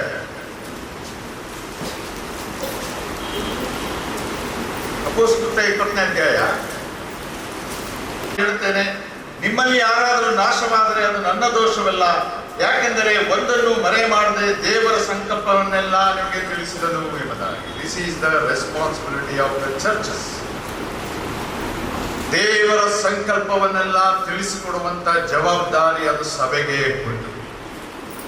ಒಂದು ವೇಳೆ ಸಭಾ ಹಿರಿಯರಿಗಿರಲಿ, ಸಭಾ ಸೇವಕರಿಗಿರಲಿ, ಸಭೆಯಲ್ಲಿರುವಂತಹ ಬೋಧಕರಿಗಾಗಿರ್ಬೋದು, ಸಭೆಯಲ್ಲಿರುವಂತಹ ಸುವಾರ್ತಿಕರಿಗಾಗಿರ್ಬೋದು, ಅಥವಾ ಹಿರಿಯ ಸಹೋದರರಿಗಾಗಿರ್ಬೋದು, ಆ ಒಂದು ಇರುವಂತಹ ಒಂದು ದೇವರ ಉದ್ದೇಶ ಅದೇನು ಎಂಬುದಾಗಿ ನೋಡುವಾಗ ದೇವರ ಸಂಕಲ್ಪವನ್ನೆಲ್ಲ ಆ ದೇವಜನರಿಗೆ ತಿಳಿಸಿಕೊಡುವಂತ ಉದ್ದೇಶ ಅದಾಗಿರಬೇಕು. ಪೌಲನು ಬಹಳ ಖಾತ್ರಿಯಾಗಿ ನುಡಿತಾನೆ ಏನಂದ್ರೆ, ಒಂದು ವೇಳೆ ನೀವು ಆ ಉದ್ದೇಶಗಳನ್ನ ತಿಳ್ಕೊಂಡು ಅದರಲ್ಲಿ ನಡೆಯದೆ ದೇವರ ತೀರ್ಪಿಗೆ ತುತ್ತಾಗುವುದಾದರೆ ಅದಕ್ಕೆ ನಾನು ಜವಾಬ್ದಾರನು ಅಲ್ಲ. What a great thing. ಇಂಥ ವಿಶೇಷವಾದಂತಹ ಸಂಗತಿ. ಈ ವಾಕ್ಯಗಳು ನಮ್ಮಲ್ಲಿ ಅದು ಮಾತಾಡುವಂಥದ್ದಾಗಿದೆಯಾ? ಒಂದು ವೇಳೆ ಹಾಗೆ ಮಾಡುವಾಗ ಆತನ ಕೆಲವು ಸಂಗತಿಗಳನ್ನ ಆತನು ಹೇಳ್ತಾನೆ, ತನ್ನದೇ ಆದಂತಹ ಉದಾಹರಣೆಯನ್ನು ಇಟ್ಟುಕೊಂಡಂತಾಗಿ ಪೌಲನು. ಕರ್ತನಾದ ಯೇಸು ಕ್ರಿಸ್ತನನ್ನ ಅರಿಯುವುದೇ ಶ್ರೇಷ್ಠವೆಂದು ಈ ಲೋಕದ ಎಲ್ಲಾ ಸಂಗತಿಗಳನ್ನ, ಒಂದು ವೇಳೆ ಆತನು ಬಹಳ ಸ್ಥಿತಿವಂತನಾದಂತಹ ವ್ಯಕ್ತಿಯಾಗಿದ್ದ, ಬಹಳ ಶ್ರೀಮಂತನಾದಂತಹ ವ್ಯಕ್ತಿಯಾಗಿದ್ದ, he was a great philosopher, ದೊಡ್ಡ ಮೇಧಾವಿಯಾಗಿದ್ದ. ಪರಿಸಾಯನಿಂದ ಹೇಳುವಾಗ ಧರ್ಮಶಾಸ್ತ್ರದ 623, ಒಂದು ವೇಳೆ 623 ಧರ್ಮಶಾಸ್ತ್ರಗಳನ್ನ ಹರಿತವನಾಗಿದ್ದ. ಗಮಲಿಯೇಲನ ಪಾದದಲ್ಲಿ ಕಲಿತಂತವನಾಗಿದ್ದ. ಯೇಸು ಕ್ರಿಸ್ತನು ಎಂಬುದಾಗಿ ಆತನ ಮುಂದೆ ಬರುವಾಗ ಆತನು ಹೇಳುವಂತಹ ಸಂಗತಿ ಏನಂದ್ರೆ, ಇವೆಲ್ಲವನ್ನ ನಾನು ನಷ್ಟವೆಂದೆಣಿಸಿ ಕಸವೆಂದೆಣಿಸ್ತೇನೆ. ಯಾಕಂದ್ರೆ ಆತನ ಆ ಅಪೊಸ್ತಲರ ಆ ಸುವಾರ್ಥ ಸೇವೆಯ ಜೀವಿತ ಅದೊಂದು 2-3 ಉದಾಹರಣೆಗಳನ್ನ ನಾವು ನೋಡ್ತಾ ಬರುವಾಗ, ಅದೇ 20ನೇ ಅಧ್ಯಾಯ ಅಪೊಸ್ತಲರ ಕೃತ್ಯ ನಾವು 31ನೇ ವರ್ಷದಲ್ಲಿ ಹೀಗೆ ನಾನು ಓದುವಂತವರಾಗಿದ್ದೇವೆ. ಆದ ಕಾರಣ ನಾನು ಕಣ್ಣೀರು ಸುರಿಸುತ್ತಾ 3 ವರ್ಷ ಹಗಲಿರುಳು ಎಡೆಬಿಡದೆ ಪ್ರತಿಯೊಬ್ಬನಿಗೆ ಬುದ್ಧಿ ಹೇಳಿದನೆಂದು ನೀವು ಜ್ಞಾಪಕ ಮಾಡಿಕೊಂಡು ಎಚ್ಚರವಾಗಿರ್ರಿ. There was no carelessness in his ministry. ಆತನ ಸೇವೆಯಲ್ಲಿ ಆಲಸ್ಯ ಅನ್ನುವಂಥದ್ದು ಇರಲಿಲ್ಲ. ಅಥವಾ ಆತನ ಸೇವೆಯಲ್ಲಿ ಎಚ್ಚರಿಕೆ ಇಲ್ಲದಂತ ಸೇವೆ ಆತನಲ್ಲಿ ಇರಲಿಲ್ಲ. ಆತನು ಹೇಳ್ತಾನೆ ಬಹಳ ಎಚ್ಚರಿಕೆಯಿಂದ ಹಗಲಿರುಳು ನಿಮಗೆ ಬುದ್ಧಿ ಹೇಳಿದನೆಂದು ನೀವು ಜ್ಞಾಪಕ ಮಾಡಿಕೊಂಡು ಎಚ್ಚರವಾಗಿರಲಿ ಎಂಬುದಾಗಿ ಹೇಳ್ತಾನೆ. ಅನಂತರ ಮುಂದೆ ನಾವು ಓದ್ತೇವೆ, ಅದೇ ವಾಕ್ಯ ಮುಂದುವರಿಯುತ್ತಾ ಹೋಗುವಾಗ, ಆತನು ನಿಮ್ಮಲ್ಲಿ ಭಕ್ತಿ ವೃದ್ಧಿಯನ್ನ ಮಾಡುವುದಕ್ಕೂ ಪವಿತ್ರರಾದವರೆಲ್ಲರಲ್ಲಿ ನಿಮಗೆ ಹಕ್ಕನ್ನ ಅನುಗ್ರಹಿಸುವುದಕ್ಕೂ ಶಕ್ತನಾಗಿದ್ದಾನೆ. ನೋಡ್ರಿ, what a great truths is bringing to the men of the church. ಆ ಸಭೆಯ ಸಭಿಕರಿಗೆ ಎಷ್ಟು ವಿಶಾಲವಾದಂತಹ ಸತ್ಯತೆಗಳನ್ನ ತರ್ತಾ ಇದ್ದಾನೆ. ಆ ಸತ್ಯತೆಗಳನ್ನ ನೋಡುವಾಗ ಆತನ ಕಲಿಸುವಿಕೆಯಲ್ಲಿ, ಆತನ ಬೋಧನೆಯಲ್ಲಿ there was no shallowness. ಯಾವುದೇ ಒಂದು ಬಲವಿಲ್ಲದಂತ ಬೋಧನೆಗಳನ್ನ ಆತನು ಮಾಡ್ತಾ ಇರಲಿಲ್ಲ. ಎಲ್ಲ ನುರಿತವನಾಗಿ ಅನುಭವವುಳ್ಳವನಾಗಿ ಆ ಸೇವೆಗಳನ್ನ ಆತನು ಮಾಡುತ್ತಾ ಇದ್ದ ಎಂಬುದಾಗಿ ನಾವು ನೋಡುವಂತವಾಗಿದ್ದೇವೆ. ಮುಂದೆ ಹೋಗ್ತೇವೆ. ಇದು ದೇವರ ಸೇವಕರಿಗೂ, ದೇವರ ಮಕ್ಕಳಿಗೂ, ಸಭಾ ಹಿರಿಯರಿಗೂ, ದೇವಜನರಿಗೂ ಎಲ್ಲರಿಗೂ ಅನ್ವಯಿಸುವಂತದ್ದು ಈ ಸಂಗತಿಗಳು. ಪೌಲನ ಸುವಾರ್ಥ ಸೇವೆ ಜೀವಿತದ ಉದಾಹರಣೆ 33ನೇ ವಚನದಲ್ಲಿ ನಾವು ಓದ್ತೇವೆ, ನಾನು ಯಾರ ಬೆಳ್ಳಿ ಬಂಗಾರವನ್ನಾಗಲಿ ಉಡುಗೆ ತೊಡುಗೆಯನ್ನಾಗಲಿ ಬಯಸಲಿಲ್ಲ.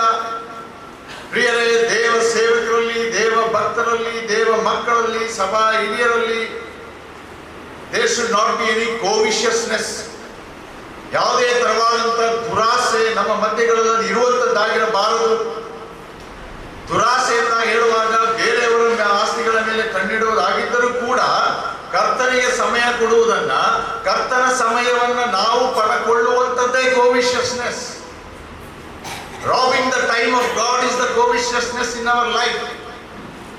ದೇವರ ಸಮಯವನ್ನ ಕದ್ದುಕೊಳ್ಳುವಂಥದ್ದು, ದೇವರ ಸಮಯವನ್ನ ನಮ್ಮ ವಿಷಯಗಳಿಗೆ ಉಪಯೋಗಿಸುವಂಥದ್ದು, ಪ್ರಾರ್ಥನಾ ಕೂಟಗಳಿಗೆ ಬರದೇ ಇರುವಂಥದ್ದು, ಸತ್ಯವೇದ ಅಧ್ಯಯನಗಳಿಗೆ ಬರದೇ ಇರುವಂಥದ್ದು, ಆರಾಧನೆಗಳಿಗೆ ತಡವಾಗಿ ಬರುವಂಥದ್ದು, ನಾನಾ ಸಂಗತಿಗಳು ಆತ್ಮಾವಲೋಕನವಾಗುತ್ತಿದೆಯಾ ನಮಗೆ? ಎಷ್ಟು ಸುಲಭವಾಗಿ ನಾವು ಇದನ್ನೆಲ್ಲ ತೆಗೆದುಕೊಂಡು ಹೋಗ್ತೇವೆ.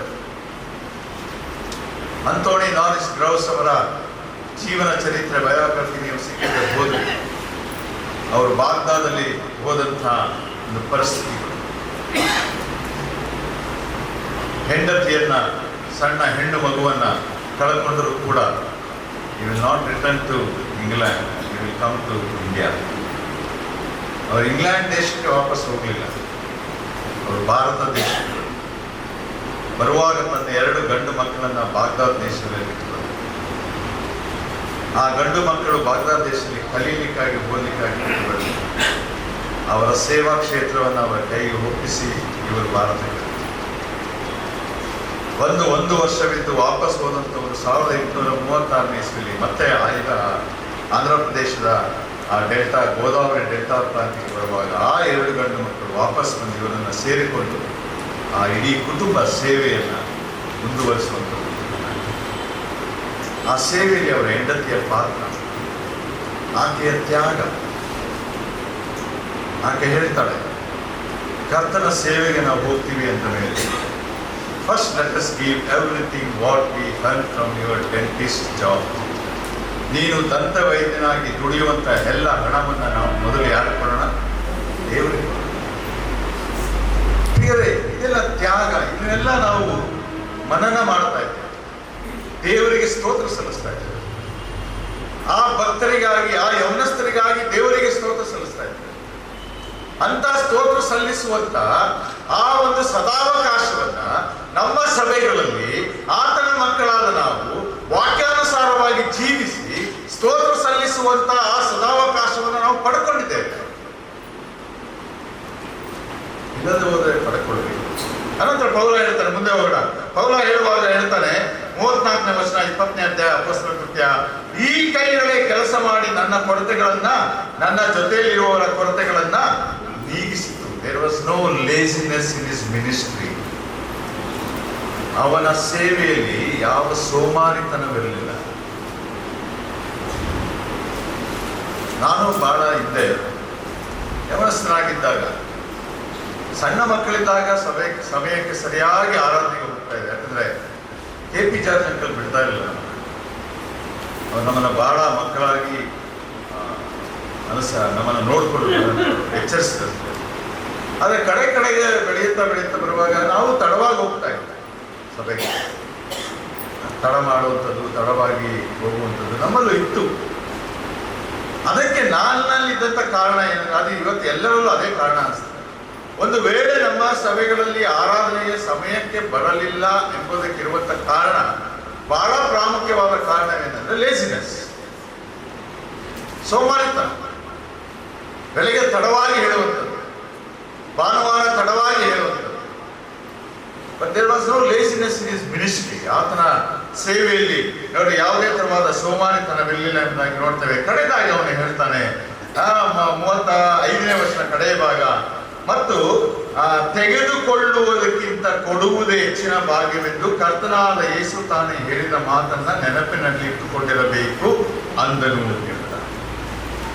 There was no selfishness in the ministry. ಯಾವುದೇ ಒಂದು ಸ್ವಾರ್ಥ ಅವನ ಸೇವೆಯಲ್ಲಿ ಕಂಡು ಬರಲಿಲ್ಲ ಎಂಬುದಾಗಿ ಆ ಸೇವೆ ಇಲ್ಲಿ ಆತನು ಮಾಡಿ ಬರೆಯುತ್ತಾ ಇರುವಂಥದ್ದು 20ನೇ ಅಧ್ಯಾಯದಲ್ಲಿ ಎಫೆಸ ಸಭೆ.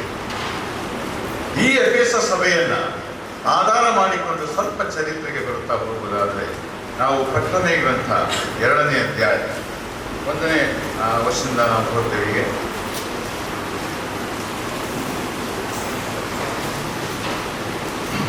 ಪ್ರಕಟಣೆ ಗ್ರಂಥ 2ನೇ ಅಧ್ಯಾಯ, ನಾವಲ್ಲಿ ಎಫೆಸ ಸಭೆಯ ಚರಿತ್ರೆ ಕುರಿತು ಓದುವಾಗ 4ನೇ ಅಧ್ಯಾಯ 4ನೇ ವಚನ, ಕರ್ತನಾದ ಯೇಸು ಕ್ರಿಸ್ತನು ಅವರ ಮೇಲೆ ಹೊರಿಸುವಂತಹ ಒಂದೇ ಒಂದು ತಪ್ಪು ಏನೆಂಬುದಾಗಿ ಹೇಳುವಾಗ, ಆದರೆ ಮೊದಲು ನಿನಗಿದ್ದ ಪ್ರೀತಿಯನ್ನ ನೀನು ಬಿಟ್ಟು ಬಿಟ್ಟಿದ್ದೀ ಎಂದು ನಾನು ನಿನ್ನ ಮೇಲೆ ತಪ್ಪು ಹೊರಿಸಬೇಕಾಗುತ್ತದೆ. Living the love. ದೇವರಾದ ಯೇಸು ಕ್ರಿಸ್ತನ ಮೇಲಿನ ಪ್ರೀತಿ ಬಿಟ್ಟು ಬಿಡುವುದು,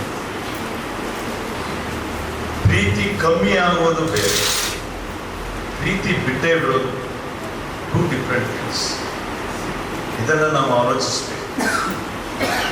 ಈ ಒಂದು ಇತಿಹಾಸದೊಡನೆ ಪ್ರಾರಂಭವಾದಂಥ ಈ ಸಭಾ ಚರಿತ್ರೆ ಸಾಧಾರಣ ಕ್ರಿಸ್ತಶಕ 95ನೇ ಇಸ್ವಿಯಲ್ಲಿ ಕರ್ತನಾದ ಯೇಸು ಕ್ರಿಸ್ತನು ಅಪೊಸ್ತಲನಾದ ಯೋಹಾನನಿಗೆ ಆ 7 ಪತ್ರಗಳನ್ನು ಬರೆದು 7 ಸಭೆಗೆ ಕಳಿಸಿಕೊಡುವಂಥ ಈ ಸತ್ಯತೆಗಳ ಸಂಗತಿಯನ್ನು ನೋಡುವಾಗ, ನಮ್ಮ ಈ ಸಭಾ ಚರಿತ್ರೆ ಆದಿ ಸಭೆಯಿಂದ ಹಿಡಿದು ಈ ತನಕ ಬಂದಿರುವಂಥ ಸಭಾ ಚರಿತ್ರೆಯಲ್ಲಿ ಸಭೆಗಳ ಮಧ್ಯದಲ್ಲಿ ನಡೆದಂಥ ಸಂಗತಿಗಳನ್ನು ನಾವು ಅಧ್ಯಯನ ಮಾಡಲಿಕ್ಕೆ ನಮಗೆ ಅವಕಾಶ ಮಾಡಿಕೊಡುವಂಥದ್ದು ಆಗಿರ್ತದೆ.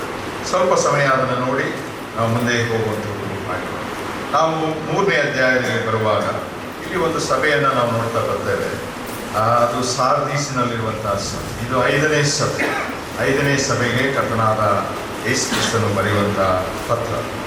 ಒಂದು ವೇಳೆ 1930 ವರ್ಷಗಳ ಹಿಂದೆ ಬರೆದಂಥ ಪತ್ರ ಎಂಬುದಾಗಿ ನಾವು ಅದನ್ನು ಅರ್ಥ ಮಾಡಿಕೊಳ್ಳಲಿಕ್ಕೆ ಸಾಧ್ಯವಾಗ್ತದೆ. ಚರಿತ್ರೆಯಲ್ಲಿ ಕರೆಯುತ್ತಾ ಬರುವಾಗ ಸಾರ್ದಿಸ್ ಸಭೆಗೆ ದ ರಿಫಾರ್ಮಡ್ ಚರ್ಚ್ ಎಂಬುದಾಗಿ ಕರೆಯಲ್ಪಡುತ್ತದೆ. ಸುಧಾರಣೆ ಹೊಂದಿದಂಥ ಸಭೆ ಎಂಬುದಾಗಿ ಕರೆಯಲ್ಪಡುತ್ತದೆ. ಸಾರ್ದಿಸ್ ಸಭೆಗೆ ಬರೆದಿರುವಂತಹ ಕರ್ತನಾದ ಯೇಸು ಕ್ರಿಸ್ತನ ಮಾತುಗಳು ಅಕ್ಷರಶಃ 1517ನೇ ಇಸ್ವಿಯಿಂದ ಈಚೆಗೆ ಇದ್ದಂಥ ಸಭೆಗಳಿಗೆ ಅನ್ವಯಿಸುವಂಥ ಮಾತು. 1517ನೇ ಇಸ್ವಿಯಿಂದ ಈಚೆಗೆ ನಾವು ನೋಡುವಂತಹ ಚರಿತ್ರೆ ನೋಡ್ತಾ ಬರುವಾಗ the reformation of the church, Roman Catholicism ಮತ್ತು ಪ್ರೊಟೆಸ್ಟೆಂಟಿಸಮ್ ಆಗುವಂಥ ಒಂದು ಸಮಯ. ಮಾರ್ಟಿನ್ ಲೂಥರ್, ಜಾನ್ ಕ್ಯಾಲ್ವಿನ್ ಹಾಗೂ ಝ್ವಿಂಗ್ಲಿ ಇವರ 3 ಆ ಸಮಯದ ಜನರು. ಪ್ರಮುಖವಾಗಿ ಮಾರ್ಟಿನ್ ಲೂಥರ್ ಆ ಒಂದು ಹೋರಾಟದಲ್ಲಿ ಆತನು ನಿಂತಂಥವನಾಗಿ ಆ ಸಮಯದಲ್ಲಿ ಸ್ಥಾಪನೆ ಆದಂತಹ ಸಭೆಗಳೇ ಪ್ರೊಟೆಸ್ಟೆಂಟ್ಸ್ ಚರ್ಚಸ್. ಅದರ ವಿವರಣೆಯಾಗಿ ಹೇಳ್ತಾ ಹೋಗೋದಾದರೆ ಸಮಯ ಸಾಲೋದೇ ಇಲ್ಲ. ಹೇಗೂ ಇಲ್ಲಿ ಸಂಕ್ಷಿಪ್ತವಾಗಿ ನಾನು ಹೇಳಿ ಮುಂದೆ ಹೋಗುವಂತಾಗಿದೆ. ಪ್ರೊಟೆಸ್ಟೆಂಟ್ಸ್ ಎಂಬುದಾಗಿ ಅವರು 2 ಭಾಗವಾಗಿ ಪ್ರೊಟೆಸ್ಟೆಂಟ್ಸ್ ಆಗಿ ಒಂದು ಭಾಗ ಉಳಿಯುವಾಗ, ಈ ಪ್ರೊಟೆಸ್ಟೆಂಟಿಸಮ್ ಅನ್ನುವಂಥ ಭಾಗದಲ್ಲಿ ಬಹಳ ಉತ್ಸಾಹವಿದ್ದಂಥ ಸಮಯಗಳು, ಬಹಳ ದೇವರಿಗಾಗಿ ಭಾರವಾಗಿದ್ದಂಥ ಸಮಯಗಳು, ಬಹಳ ಬದಲಾವಣೆಗಳು ಬರುತ್ತಿದ್ದಂಥ ಸಮಯಗಳು, ದೇವರ ವಾಕ್ಯಕ್ಕೆ ಗಮನ ಕೊಡಲಿಕ್ಕಿದ್ದಂಥ ಸಮಯಗಳು. ಆದರೆ ಅದರಲ್ಲಿ ಒಂದು ದುಃಖಕರ ಸಂಗತಿ ಏನಂದ್ರೆ ಈ ಸಮಯಕ್ಕೆ ಪ್ರಾರಂಭದ ದಿನಗಳಲ್ಲಿ ಇನ್ನು ಪ್ರಿಂಟಿಂಗ್ ಪ್ರೆಸ್ ಬಂದಿರಲಿಲ್ಲ. ಹಾಗಾಗಿ ಬೈಬಲ್ ಅನ್ನುವಂಥದ್ದು ಪ್ರಿಂಟ್ ಆಗಿರಲಿಲ್ಲ, ಇತರ ಕೈಗಳಿಗೆ ಅದನ್ನು ದೊರೆತಿರದಂಥ ಸಮಯ. ಆದರೂ ಕೂಡ ದೇವರ ವಾಕ್ಯ ಹಳೆ ಒಡಂಬಡಿಕೆ ಪೂರ್ತಿಯಾಗಿತ್ತು. ಕರ್ತನಾದ ಯೇಸು ಕ್ರಿಸ್ತನ ಬರೆಯುವಂತಹ ಸಮಯದಲ್ಲಿ ಆ 95ನೇ ಕ್ರಿಸ್ತ ಶಕ, ಅಲ್ಲಿಂದ ಮುಂದೆ ಅದರ ಚರಿತ್ರೆ ನಡೆದಂಥದ್ದು 1517ನೇ ಇಸ್ವಿಯಲ್ಲಿ. ಒಂದು ವೇಳೆ ಅವರ ಕೈಯಲ್ಲಿದ್ದಂಥ ಕೆಲವು ಭಾಗಗಳು ಮಾತ್ರ ನಾವು ನೋಡ್ತೇವೆ. ಮಾರ್ಟಿನ್ ಲೂಥರ್ಗೆ ದೊರಕಿದಂಥ ಸತ್ಯವೇದದ ಹೊಸ ಒಡಂಬಡಿಕೆಯ ಭಾಗ 3 ಭಾಗಗಳು. ಅದರಲ್ಲೂ ಪ್ರಮುಖವಾಗಿ ರೋಮಾಪುರದವರಿಗೆ ಬರೆದ ಪತ್ರಿಕೆ, 2ನೇದಾಗಿ ಗಲಾತ್ಯದವರಿಗೆ ಬರೆದ ಪತ್ರಿಕೆ, 3ನೇದಾಗಿ ಇಬ್ರಿಯರಿಗೆ ಬರೆದ ಪತ್ರಿಕೆ. ಈ 3 ಪತ್ರಿಕೆಗಳು ಮಾರ್ಟಿನ್ ಲೂಥರ್ ಕೈಗೆ ಸಿಗುವಂಥದ್ದಾಗಿದೆ. ಅವನು ಈ ಬದಲಾವಣೆಯನ್ನು ತರಲಿಕ್ಕೆ ಬಹಳ ಪ್ರಾಮುಖ್ಯವಾದಂಥ ಪುಸ್ತಕ ರೋಮಾಪುರದವರ ಬರೆದ ಪತ್ರಿಕೆ ಎಂಬುದಾಗಿ ಚರಿತ್ರೆಯಲ್ಲಿ ನಾವು ನೋಡ್ತಾ ಬರುವಂತಾಗಿದ್ದೇವೆ. ಕರ್ತನಾದ ಯೇಸು ಕ್ರಿಸ್ತನ ಮೇಲಿನ ನಂಬಿಕೆಯಿಂದಲೇ ನೀತಿವಂತಿಕೆ, justification through faith upon Lord Jesus Christ only by the grace of God, ದೇವರ ಕೃಪೆಯಿಂದ ರಕ್ಷಣೆ ಅನ್ನುವಂಥ ಆ ಒಂದು ಸಿದ್ಧಾಂತ, ತತ್ವ, ಮೌಲ್ಯಗಳನ್ನು ತಿಳ್ಕೊಳ್ಳುವಾಗ ನೋಡಿ, ಆ ಸಭೆ ಅದು ವಾಕ್ಯ ಬೇಕು ಅನ್ನೋ ದಾಹದಲ್ಲಿ ಹೋಗುತ್ತಿರುವಾಗ 100-200 ವರ್ಷಗಳು ಕಳೆಯುವಾಗ, ಯಾಕಂದ್ರೆ 1517ನೇ ಇಸ್ವಿಯಿಂದ 1750ನೇ ಇಸ್ವಿಯ ತನಕ ಈ ಸಭಾ ಚರಿತ್ರೆಯನ್ನು ನಾವು ಓದ್ತೇವೆ, ಕಲಿಬಹುದು, ಅಧ್ಯಯನ ಮಾಡ್ಬೋದು. ಆ ರೀತಿ ಹೋಗುವಾಗ ಅವರು ತಿಳ್ಕೊಂಡದ್ದೇನಿದೆ, ನಾವು ವಾಕ್ಯದಲ್ಲಿ ಬೆಳೀತಾ ಇದ್ದೇವೆ. ಯಾಕಂದ್ರೆ ಮಾರ್ಟಿನ್ ಲೂಥರ್ ಕೂಡ ಒಂದು 5 ಸಿದ್ಧಾಂತಗಳನ್ನ ಲ್ಯಾಟಿನಲ್ಲಿ ಬರೆದಿದ್ದ. ನನಗೆ ಸಮಯವಿಲ್ಲ. ದೇವರ ವಾಕ್ಯವೇ, ಕರ್ತನಾದ ಯೇಸು ಕ್ರಿಸ್ತನೇ, ದೇವರ ಕೃಪೆಯೇ, ಅನಂತರ ದೇವರಿಗೆ ಮಾತ್ರ ಮಹಿಮೆ ಎಂಬುದಾಗಿರುವಂತಹ ಈ ಸತ್ಯತೆಗಳನ್ನ ತಿಳಿಸಿದಂತ ಮಾರ್ಟಿನ್ ಲೂಥರ್ ಅನಂತರ ಬಂದಂತ ಕಾಲಮಾನದ ಜನರು ಅದನ್ನು ಮತ್ತೆ ಮರೆಯುತ್ತಾ ಹೋಗುವಾಗ ಕರ್ತನಾದ ಯೇಸು ಕ್ರಿಸ್ತನ ಒಂದು ಮಾತನ್ನು ಹೇಳ್ತಾನೆ ಆ ಸಭೆಗೆ. ಆ ಜನರು ತಿಳ್ಕೊಂಡಿರ್ತಾರೆ, ನಾವು ಜೀವಿಸುವಂತ ಸಭೆಯಾಗಿದ್ದೇವೆ, ನಾವು ಸಾಕ್ಷೀಕರಿಸುವಂತ ಸಭೆಯಾಗಿದ್ದೇವೆ, ನಾವು ಪ್ರಮಾಣೀಕರಿಸುವಂತ ಸಭೆಯಾಗಿದ್ದೇವೆ, ನಾವು ಆತ್ಮಿಕವಾದಂತ ಸಭೆಯಾಗಿದ್ದೇವೆ. ಆದ್ರೆ ಯೇಸು ಕ್ರಿಸ್ತನ ಹೇಳ್ತಾನೆ, ನೋಡ್ರಿ 3ನೇ ಅಧ್ಯಾಯ 1ನೇ ವಚನ ನಾವು ಹೀಗೆ ನೋಡ್ತಾ ಬರ್ತೇವೆ. ಮಧ್ಯದಿಂದ ನಾನು ಓದ್ತೇನೆ. ನಿನ್ನ ಕೃತ್ಯಗಳನ್ನ ಬಲ್ಲೆನು, ಜೀವಿಸುವವನು ಎಂದು ಹೆಸರು ನಿನಗಿದ್ದರು, ನೀನು ಸತ್ತವನು. ಬಹಳ ಭಯಂಕರವಾದಂತ what a horrible state of affairs. ಅನೇಕ ಸಹೋದರ ಸಭೆಗಳು ನಮ್ಮ ಆಲೋಚನೆ ಏನಿದ್ದಾಗಿರುವಾಗ ಅಂತಂದ್ರೆ ಆತ್ಮಸಂತೃಪ್ತಿ ಹೊಂದಿದಂಥವ್ರು, ನಾವೇನೋ ಮಾಡ್ಬಿಟ್ಟಿದ್ದೀವಿ, ನಾವೇನೋ ಸಾಧಿಸ್ಬಿಟ್ಟಿದ್ದೀವಿ, ನಮ್ಮ ಸಭೆಯಲ್ಲೇ ದೇವರ ವಾಕ್ಯ ಇರೋದು, ನಮ್ಮ ಸಭೆಯಲ್ಲೇ ಸ್ವಸ್ಥ ಬೋಧನೆ ಇರೋದು, ಅದನ್ನೇ ನಾವು ಮಾಡ್ತಾ ಇರೋದು. ಯೇಸು ಸ್ವಾಮಿ ಹೇಳ್ತಾನೆ ಸ್ಪಷ್ಟವಾಗಿ, ಇಲ್ಲ, ಯು ಆರ್ ಡೆಡ್, ನೀನು ಸತ್ತಿದ್ದಿ. ಸತ್ತಂಥದ್ದು ಯಾವುದಕ್ಕೂ ಬೆಲೆ ಬರಲ್ಲ, ಉಪಯೋಗವಿಲ್ಲ. ಸತ್ತಂಥದ್ದನ್ನ ಹೇಳುವಾಗ ಸುವಾರ್ತೆಗಳಲ್ಲಿ ಆತನ 2 ಉಪಮೇಯಗಳನ್ನು ಕೊಡ್ತಾನೆ. You are the light of the world and the salt of the world. ನೀನು ಲೋಕಕ್ಕೆ ಬೆಳಕಾಗಿದ್ದಿ ಮತ್ತು ಲೋಕಕ್ಕೆ ಉಪ್ಪಾಗಿದ್ದಿ. ಸತ್ತಂಥವನ್ನ ಹೇಳುವಾಗ ಉಪ್ಪು ಸಪ್ಪಗಾಗಿದೆ, ಅದಕ್ಕೆ ಇನ್ನಾದ್ರಿಂದ ರುಚಿ ಬಂದಿತ್ತು. ಬೆಳಕು ಕತ್ತಲೆಯ ಮಧ್ಯದಲ್ಲಿ ಇಲ್ಲ. ಕತ್ತಲೆಯ ಯುಗದಿಂದ ಜಸ್ಟ್ ಹೊರಗೆ ಬಂದಿದ್ದಾರೆ. ಯಾಕಂದ್ರೆ ಇದರಿಂದಿನ ಸಭೆ, ತುವತೈರ ಸಭೆ, ಅದರ ಚರಿತ್ರೆಯನ್ನು ನಾವು ಕಲಿತಾ ಹೋಗುವಾಗ ರೋಮನ್ ಕ್ಯಾಥೋಲಿಸಂ ಹುಟ್ಟಿದಂತ ಚರಿತ್ರೆಯನ್ನು ಹೋಗ್ತೇವೆ. ಇದರಲ್ಲಿ ರೋಮನ್ ಕ್ಯಾಥೋಲಿಸಂ ಇಂದ ಬಂದಂತ ಆ ದುರ್ಬೋಧನೆಗಳು, ಅವರ ಆಚಾರಗಳು, ಅವರ ಪದ್ಧತಿಗಳು ಎಷ್ಟು ಭಯಂಕರವಾಗಿತ್ತು ಅಂತ ಹೇಳುವಾಗ ಪ್ರಿಯರೇ, ಕರ್ತನಾದ ಯೇಸು ಕ್ರಿಸ್ತನು ಅದನ್ನು ಆಲೋಚಿಸಿ ಒಂದು ವೇಳೆ ಈ 7 ಪತ್ರಗಳಲ್ಲಿ ಆ ತುವತೈರ ಸಭೆಗೆ ಅತಿ ಉದ್ದವಾದಂತ ಪತ್ರವನ್ನು ಬರೆದು ಆತನ ಎಚ್ಚರಿಸ್ತಾನೆ. ಯಾಕಂದ್ರೆ ಅಲ್ಲಿದ್ದಂಥದ್ದು ಬಹಳ ಗಂಭೀರವಾದಂತಹ ಸಂಗತಿಗಳು, ಇಡೀ ಪ್ರಪಂಚ ವಿನಾಶಕ್ಕೆ ಹೋಗುವಂತಹ ಸಂಗತಿಗಳು. ಯಾವ ಸಭೆಗೂ ಅಷ್ಟು ಉದ್ದವಾದ ಪತ್ರ ಬರಲಿಲ್ಲ ಯೇಸು ಸ್ವಾಮಿ. ಯಾಕಂದ್ರೆ ಅವರನ್ನ ಕಡಾಖಂಡಿತವಾಗಿ ಎಚ್ಚರಿಸಬೇಕಿತ್ತು. ರೋಮನ್ ಸಭೆಯ ಸ್ಥಾಪನೆಗೆ ಮಾರ್ಗ ಮಾಡಿಕೊಟ್ಟದ್ದೇ ಪೆರ್ಗಮ ಸಭೆ. ಆದಿ ಸಭೆಗಳಲ್ಲಿ ಎಫೆಸ ಸಭೆ ಪ್ರೀತಿ ತಣ್ಣಗಾದ ಮೇಲೆ ಬಂದಂತಹ ಸಭೆಯೇ ಸ್ಮಿರ್ನಾ ಸಭೆ. 2ನೇ ಪತ್ರ ಸ್ಮಿರ್ನಾ ಸಭೆಯ ಕಾಲಮಾನ ನಾವು ನೋಡುವಾಗ ಸಾಧಾರಣ 100ನೇ ಕ್ರಿಸ್ತ ಶಕದಿಂದ 312ನೇ ಇಸ್ವಿಯ ತನಕ ಸ್ಮಿರ್ನಾ ಸಭೆಗೆ ಕರ್ತನಾದ ಯೇಸು ಕ್ರಿಸ್ತನು ಹೊಗಳುತ್ತಾನೆ. ಯಾವುದೇ ಶಿಕ್ಷೆಯನ್ನು ಪ್ರಕಟಿಸುವುದಿಲ್ಲ, ಯಾವುದೇ ಎಚ್ಚರಿಕೆಯನ್ನ ಕೊಡುವಂತವನಾಗಿಲ್ಲ. ಸಾಯಬೇಕಾದರೂ ನಂಬಿಕಸ್ಥನಾಗಿರುವುದಾಗಿ ಹೇಳುವಂತ ಒಂದು ಉಪದೇಶ ಆ ಸಭೆಯವರು ಅನೇಕರು ಕ್ರಿಸ್ತನ ರಕ್ತ ಸಾಕ್ಷಿಗಳಾಗಿ ಸತ್ತರು. ಒಂದು ವೇಳೆ ಪಾಲಿಕಾರ್ಪ್ ಅನ್ನುವಂಥವನ ಹೆಸರು ನಾವು ಕೇಳಿದ್ರೆ, is the bishop of this church, ಈ ಸಭೆಯ ಹಿರಿಯನು ಆತನಾಗಿದ್ದ. ರಕ್ತ ಸಾಕ್ಷಿಯಾಗಿ ಸತ್ತಂತ ಉದಾಹರಣೆ ಆತನದೇ ಆಗಿದೆ. ಪೆರ್ಗಮ ಸಭೆಗೆ ಬರುವಾಗ ಆ ಕಾಲಮಾನ 312ನೇ ಕ್ರಿಸ್ತ ಶಕದಿಂದ ಸಾಧಾರಣ 590ನೇ ಇಸ್ವಿಯ ತನಕ ಬಂದಂಥದ್ದೇ ಕಾನ್ಸ್ಟಂಟೈನ್ ರೂಲ್ ಅನ್ನ ಪ್ರಾರಂಭವಾದದ್ದು. ಇದು ಸಮಾಜ ಚರಿತ್ರೆ. ಕಾನ್ಸ್ಟಂಟೈನ್ ರೂಲ್ ಅದು ಬರುವಾಗ 324ನೇ ಇಸ್ವಿಯಲ್ಲಿ ರೋಮನ್ ಸಾಮ್ರಾಜ್ಯವನ್ನ ಆತನ ಆಳುತ್ತಾ ಪ್ರಾರಂಭಿಸುವಾಗ ಆತನಿಗೆ ಆದಂತಹ ಒಂದು ಉಪಯೋಗದಿಂದ ಆತನ ಏನ್ ಮಾಡ್ತಾನೆ ಅಂದ್ರೆ, ಈ makes the Christianity as the state religion.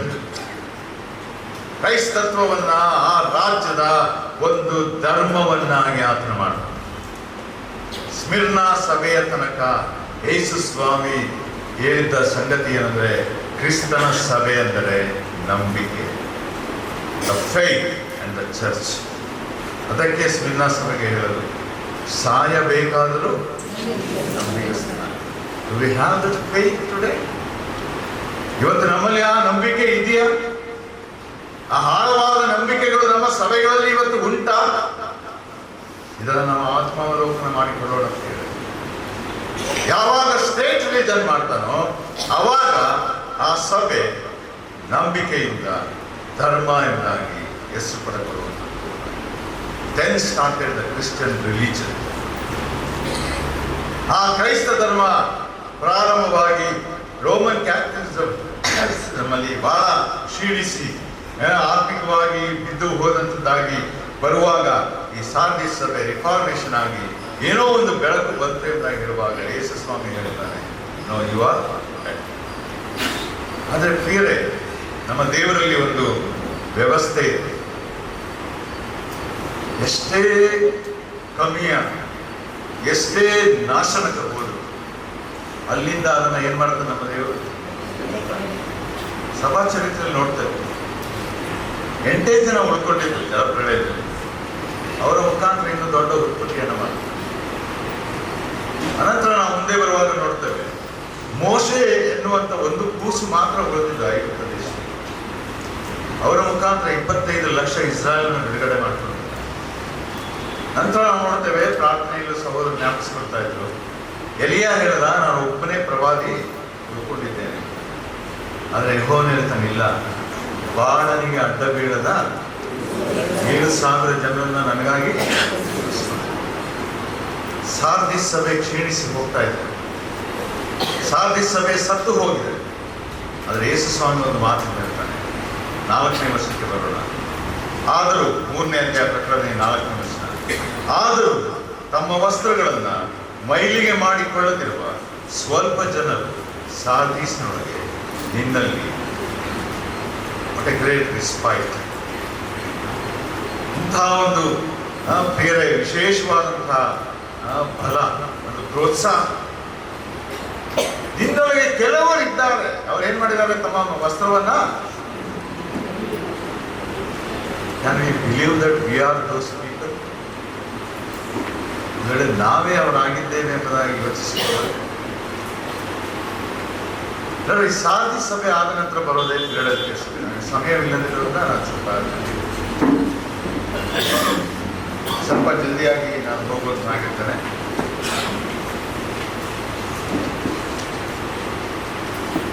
ಆ ಸ್ವಲ್ಪ ಜನರು ಉಳಿದಂಥವರೇ ಬ್ರಾಟ್ ದ ಕ್ರಿಶ್ಚಿಯನ್ ರಿವೈವಲಿಸಂ. ಕ್ರೈಸ್ತ ಪುನರುಜ್ಜೀವನವನ್ನ ತಂದಂಥವರು ಈ ಸ್ವಲ್ಪ ಜನರು ಉಳಿದವರೇ ಮಾತ್ರ. ಆ ಸಭೆ ನಂತರ ಬರ್ತದೆ ಫಿಲಡೆಲ್ಫಿಯಾ ಸಭೆಯನ್ನ. ಯಾಕಂದ್ರೆ ಫಿಲಡೆಲ್ಫಿಯಾ ಸಭೆ 1750ನೇ ಇಸ್ವಿಯಿಂದ 1900ನೇ ಇಸ್ವಿಯ ತನಕ ಇರುವಂತಹ ಚರಿತ್ರೆಯನ್ನ ಹೇಳುವಂತ ಸಭೆ. ಇದೆಲ್ಲ ನಾವು ಅಧ್ಯಯನ ಮಾಡಬೇಕಷ್ಟೇ, ಅಲ್ಲಿ ಬರೆಯಲ್ಪಟ್ಟಿಲ್ಲ. ಬೇರೆ ಬೇರೆ ಕಾರ್ಯಗಳಿಂದ ರೆಫರೆನ್ಸ್ಗಳಿಂದ ಅಧ್ಯಯನ ಮಾಡ್ತಾ ಅದನ್ನ ಕಲಿಯುವಂಥವರು ನಮ್ಮಾಗಿದ್ದಾರೆ. ನೋಡ್ರಿ, ಆ 1750ನೇ ಇಸ್ವಿಯಿಂದ 1800ನೇ ಇಸ್ವಿಯ ತನಕ ಬಂದಂಥ ಆ ಫಿಲಡೆಲ್ಫಿಯಾ ಸಭೆಯ ರಿವೈವಲ್ ಅಲ್ಲಿ ಅನೇಕ ದೇವಜನರು ದ ಕ್ರಿಶ್ಚಿಯನ್ ರಿವೈವಲ್ ಮೂವ್ಮೆಂಟ್ ಅನ್ನು ಮೊದಲು ಪ್ರಾರಂಭ ಮಾಡ್ತಾರೆ. ಆ ಸಮಯಗಳಲ್ಲಿ ಆ ಪುನರುಜ್ಜೀವನದ ಮೂವ್ಮೆಂಟ್ ಅನ್ನು ಪ್ರಾರಂಭ ಮಾಡಿದಂಥವರೇ ಜೋನಥಾನ್ ಎಡ್ವರ್ಡ್, ಅಮೆರಿಕ ದೇಶದವರು, ಜಾರ್ಜ್ ವೈಟ್ಫೀಲ್ಡ್, ಅಮೆರಿಕ ದೇಶದವರು, ವಿಲಿಯಂ ಕೇರಿ, ಇಂಗ್ಲೆಂಡ್ ದೇಶದವರು, ಅದೋನಿರಾಮ್ ಜೂಡ್ಸನ್, ಇವರು ಕೂಡ ಇಂಗ್ಲೆಂಡ್ ಆ ಪ್ರಾಂತ್ಯಗಳಲ್ಲಿ ಬರುವಂಥವರು. ಈ ರಿವೈವಲ್ ಮೂವ್ಮೆಂಟ್ ಇಂದಲೇ ವಿಲಿಯಂ ಕೇರಿ 1767 ಇಸ್ವಿಯಿಂದ ಈಚೆಗೆ ಭಾರತ ದೇಶಕ್ಕೆ ಬಂದು ಅಲ್ಲಿ ಕಲ್ಕಟ್ಟ ಮತ್ತು ಬರ್ಮಾ ದೇಶದ ಮೊದಲು ಇದ್ದಂಥವರಾಗಿ ಸೇವೆ ಮಾಡಿದಂಥ ಸತ್ಯತೆಗಳನ್ನು ನಾವು ನೋಡ್ತಾ ಬರುವಂಥವರಾಗಿದ್ದೇವೆ.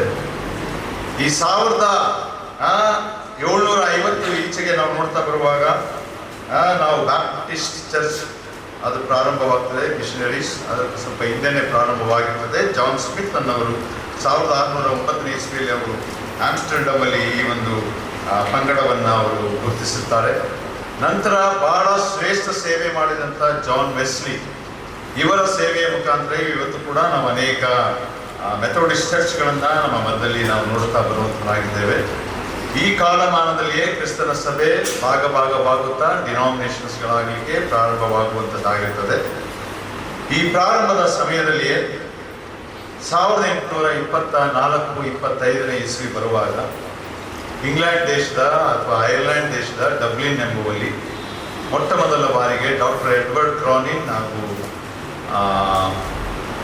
ವಿಲಿಯಮ್ಸ್ ಅನಿಸುತ್ತೆ, ನಾನು ಮರ್ತೋಗಿದ್ದೇನೆ ಇವರಲ್ಲಿ, ಇವರ ಮನಸ್ಸಿನಲ್ಲಿ ದೇವರ ಕಾರ್ಯಗಳನ್ನು ಉಂಟು ಮಾಡಿ ಅವರು ದೇವರ ವಾಕ್ಯವನ್ನು ಓದಲಿಕ್ಕೆ ಪ್ರಾರಂಭಿಸಿ ಅವರ ಸಹೋದರರು ಕೂಡ ನಮಗೆ ಹೇಳ್ತಾ ಬಂದ ಹಾಗೆ ಆಂಗ್ಲಿಕನ್ ಚರ್ಚನ್ನು ಬಿಟ್ಟು ಮೊಟ್ಟ ಮೊದಲ ಬಾರಿಗೆ ಕರ್ತನ ಭೋಜನವನ್ನು ದೇವರ ವಾಕ್ಯಾನುಸಾರವಾಗಿ ನಾವು ಮಾಡ್ತೇವೆ ಎಂಬುದಾಗಿ ಹೇಳಿ ಅವರು ಡಬ್ಲಿನಲ್ಲಿ ಒಂದು ಸ್ಥಳದಲ್ಲಿ ಫಿಟ್ಸ್ವೆಲ್ ಎಂಬ ಸ್ಕ್ವೇರ್ ಅನ್ನುವಂಥ ಒಂದು ಸ್ಥಳದಲ್ಲಿ ಸೇರಿ ಅವರು ಮೊಟ್ಟ ಮೊದಲ ಆರಾಧನೆಯನ್ನು ಪ್ರಾರಂಭಿಸ್ತಾರೆ ಎಂಬುದಾಗಿ ನಾವು ನೋಡ್ತಾ ಬಂದಂತಾಗಿದ್ದೇವೆ.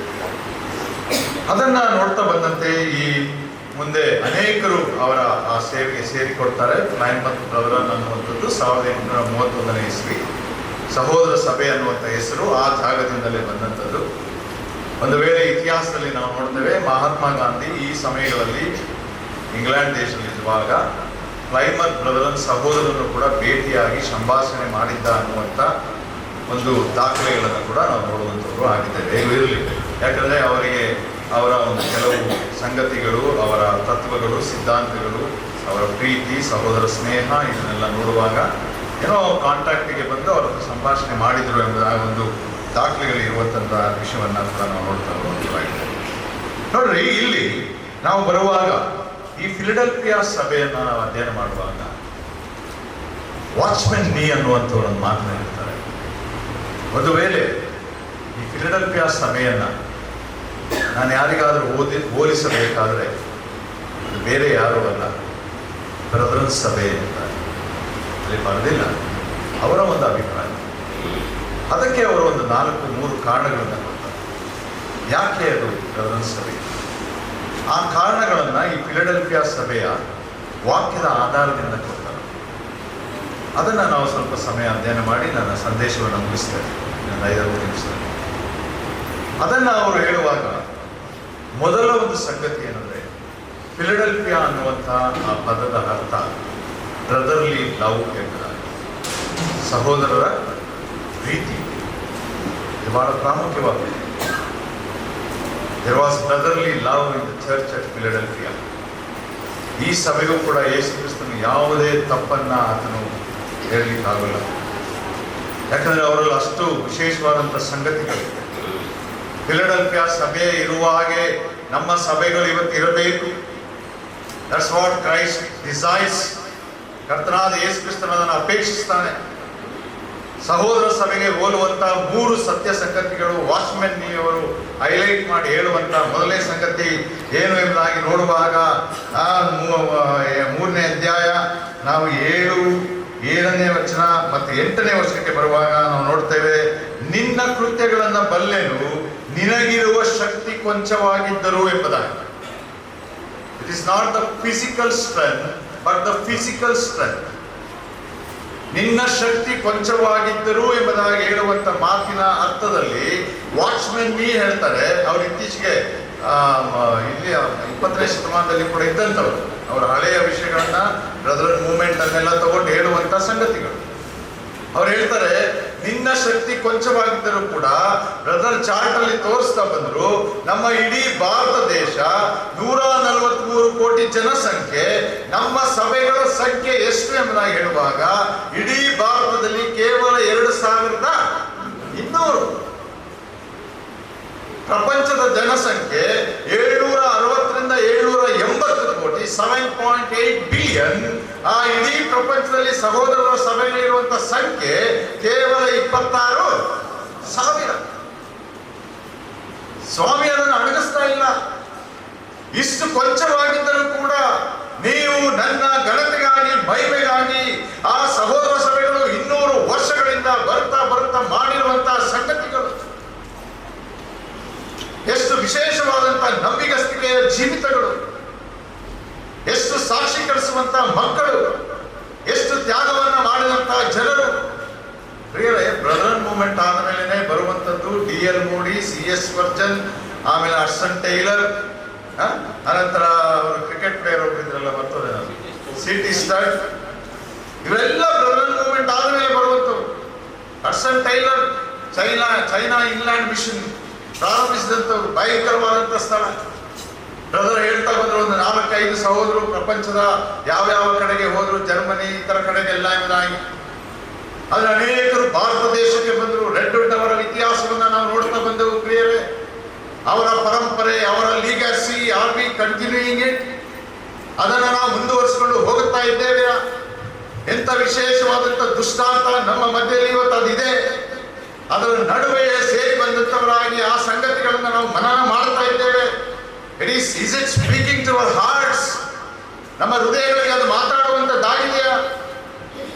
ರೆಡ್ವುಡ್ ಅವರು ಸತ್ತು ಅವರ ಹೆಣವನ್ನ ಸಮುದ್ರಕ್ಕೆ ಹಾಕಿ ಆ ಇಂಗ್ಲೆಂಡ್ ದೇಶಕ್ಕೆ ಮಕ್ಕಳೊಡನೆ ಹೋದಂತ ಆಕೆಯ ಅವರ ಪತ್ನಿ ಆನೆ ಅನ್ಸುತ್ತೆ, ಅವರು ಕೂಡ ಕಣ್ಣೀರು ಸುರಿಸ್ತಾ ಇದ್ದಂಥವರು ಅಲ್ಲಿಗೆ ನಿಲ್ಲಿಸಿ, no I should go back, ವಾಪಸ್ ಹೋಗಬೇಕು. ಮತ್ತೆ ಭಾರತ ದೇಶವನ್ನು ಮಾಡಿದಂತಹ ಸೇವೆ, 2 ಗಂಡು ಮಕ್ಕಳು ಮಾಡಿದಂತಹ ಸೇವೆ, ಮಗಳು ಬೆಂಗಳೂರಿನಲ್ಲಿ ಮಾಡಿದಂತಹ ಸೇವೆ, ಇನ್ನೊಬ್ಬ ಗಂಡು ಮಗ ಬೆಂಗಳೂರಲ್ಲಿ ಮಾಡಿದಂತಹ ಸೇವೆ, ಅದರ ಪರಿಣಾಮವೇ ಕ್ಲಾರೆನ್ಸ್ ಸ್ಕೂಲ್ ಇವತ್ತಿದೆ. ಪ್ರಿಯರೇ, ನಿನ್ನ ಶಕ್ತಿ ಕೊಂಚವಾಗಿದ್ದರೂ ಯೇಸು ಸ್ವಾಮಿ ಹೇಳ್ತಾನೆ, ನಾವು ಬಹಳ ಕಡಿಮೆ ಇದ್ದೀವಿ, ಕೇವಲ ಇದ್ದೀವಿ, ನಮ್ಮಲ್ಲಿ ಬರೀ 10 ಜನ ಇದ್ದಾರೆ, ನಮ್ಮಲ್ಲಿ ಬರೀ 20 ಜನ ಇದ್ದಾರೆ. ಆ ಯೋಚನೆ ಬಿಟ್ಟು ಬಿಡ್ರಿ. Give to the hands of God, He will lead you. ಆತನ ಕೈಗೆ ಒಪ್ಪಿಸಿಕೊಡ್ರಿ, ಅವನೇ ನಡೆಸ್ತಾನೆ ನಿಮ್ಮನ್ನ. ದುಃಖಕರ ಏನಂದ್ರೆ, ನಾನು ಹೇಳ್ಬೇಕೋ ಬೇಡ ಗೊತ್ತಿಲ್ಲ, ನಮ್ಮ ಅನೇಕ ಸಮಯಗಳು ಒಳಗಿನ ಪ್ರಾಬ್ಲಮ್ಸ್, ಸಭೆಯ ಒಳಗಿನ ಪ್ರಾಬ್ಲಮ್. ಪೌಲ ಅದನ್ನೇ 20ನೇ ಅಧ್ಯಾಯ ಅಪೊಸ್ತಲರ ಕೃತ್ಯದಲ್ಲಿ 22ನೇ ವಚನದಲ್ಲಿ ಒಳಗಿನಿಂದಲೇ ಅನೇಕ ಇದರಲ್ಲೇ ನಾವು ಹೋಗ್ತಾ ಇದ್ದೀವಿ, ಇದರಲ್ಲೇ ನಾವು ಮುಂದುವರಿತಾ lot of confusion in brother assemblies. ಎಲ್ಲ ಸಭೆಗಳಲ್ಲಿ ಅನೇಕ ತರವಾದ ಗಲಿಬಿಲಿಗಳು, ಬೋಧನೆಯ ಕುರಿತು ಗಲಿಬಿಲಿ, ಕುಟುಂಬದ ಕುರಿತು ಗಲಿಬಿಲಿ, ಮಕ್ಕಳ ಭವಿಷ್ಯದ ಕುರಿತು ಗಲಿಬಿಲಿ, ಮದುವೆಯ ಕುರಿತು ಗಲಿಬಿಲಿ, ಯಾವುದೇ ವಿಷಯಗಳು ತಗೊಳ್ರಿ ಗಲಿಬಿಲಿ, ನಾಯಕತ್ವದ ವಿಷಯದಲ್ಲಿ ಗಲಿಬಿಲಿ, ಡಾಕ್ಟರ್ಸ್ ವಿಷಯಗಳಲ್ಲಿ ಗಲಿಬಿಲಿ. ಎರಡನೇ ಸಂಗತಿ ಏನು ಅಂತ ಬರೋಣ. ಒಂದು ವೇಳೆ ಬ್ರದರ್ ಸಭೆಗೆ ಹೇಳುವಂತಹ ರೀತಿಯಲ್ಲಿ ವಾಚ್ಮನ್ ನೀ ಹೇಳಿದಂಥದ್ದಲ್ಲ, ಯೇಸು ಸ್ವಾಮಿ ಹೇಳಿದಾನೆ, ಅದನ್ನು ನಾವು ಕಲಿಯುವಾಗ ಅದನ್ನು ಅರ್ಥ ಮಾಡಿಕೊಳ್ಳಬೇಕು. ಎರಡನೇ ವಿಷಯ ಏನಂದ್ರೆ, ಅದೇ 8ನೇ ವರ್ಷ ಮುಂದುವರಿಯುತ್ತದೆ, ನೀನು ನನಗೆ ಸೇರಿದವನಲ್ಲವೆಂದು.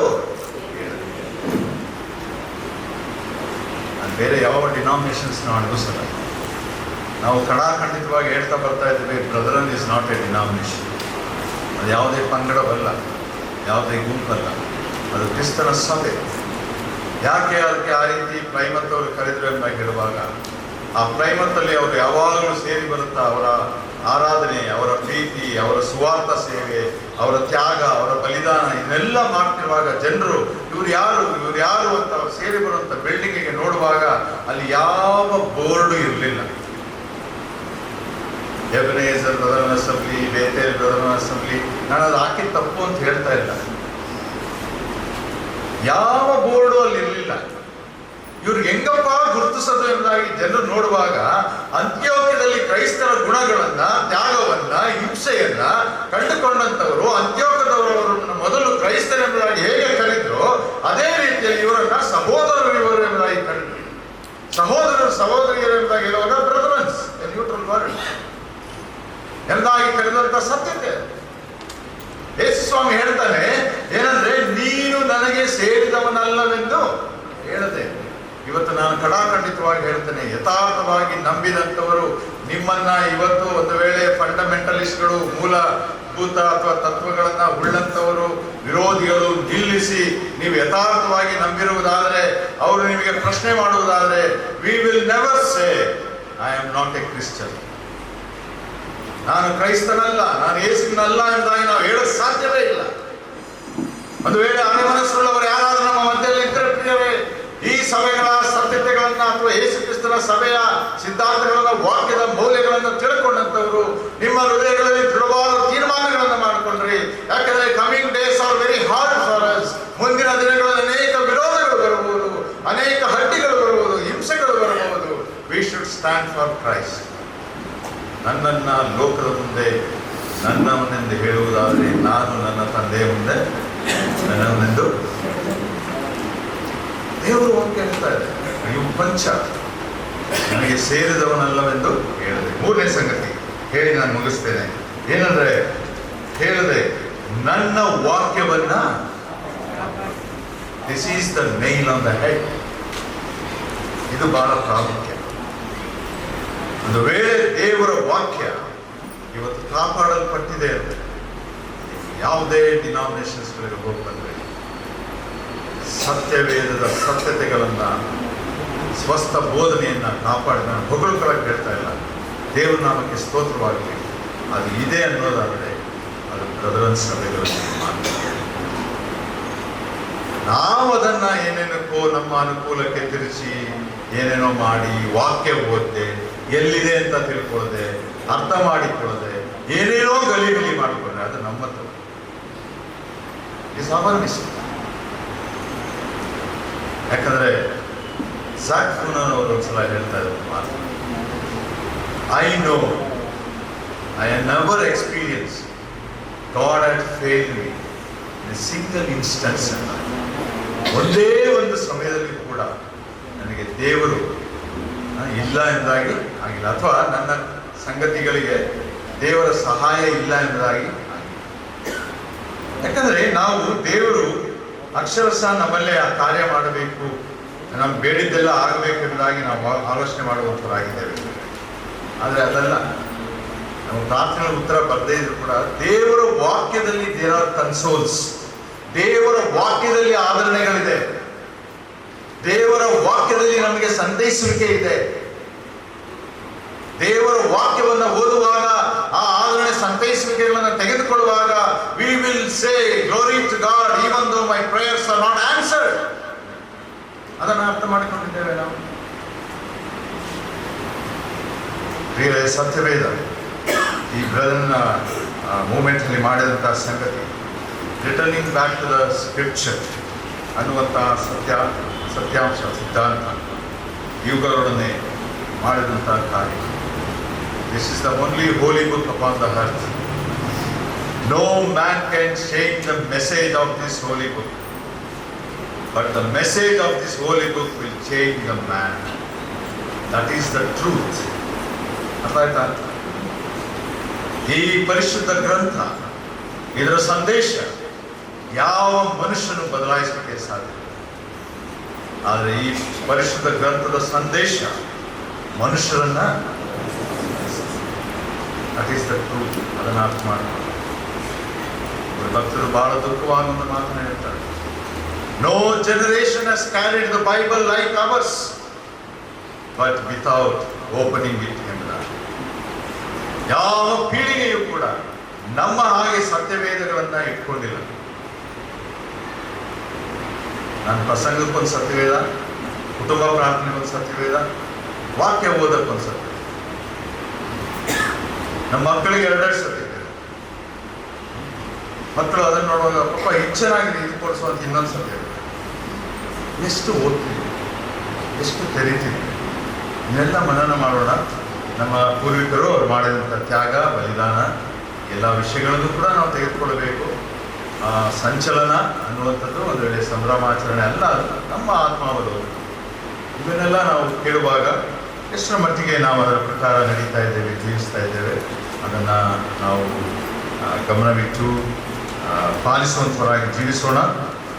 ನಮ್ಮ ಸಭೆಗಳನ್ನು ದೇವರಿಗೆ ಹೆಚ್ಚಾಗಿ ಅಭಿವೃದ್ಧಿ ಪಡಿಸುವಂಥವನು ಆಗಿರು.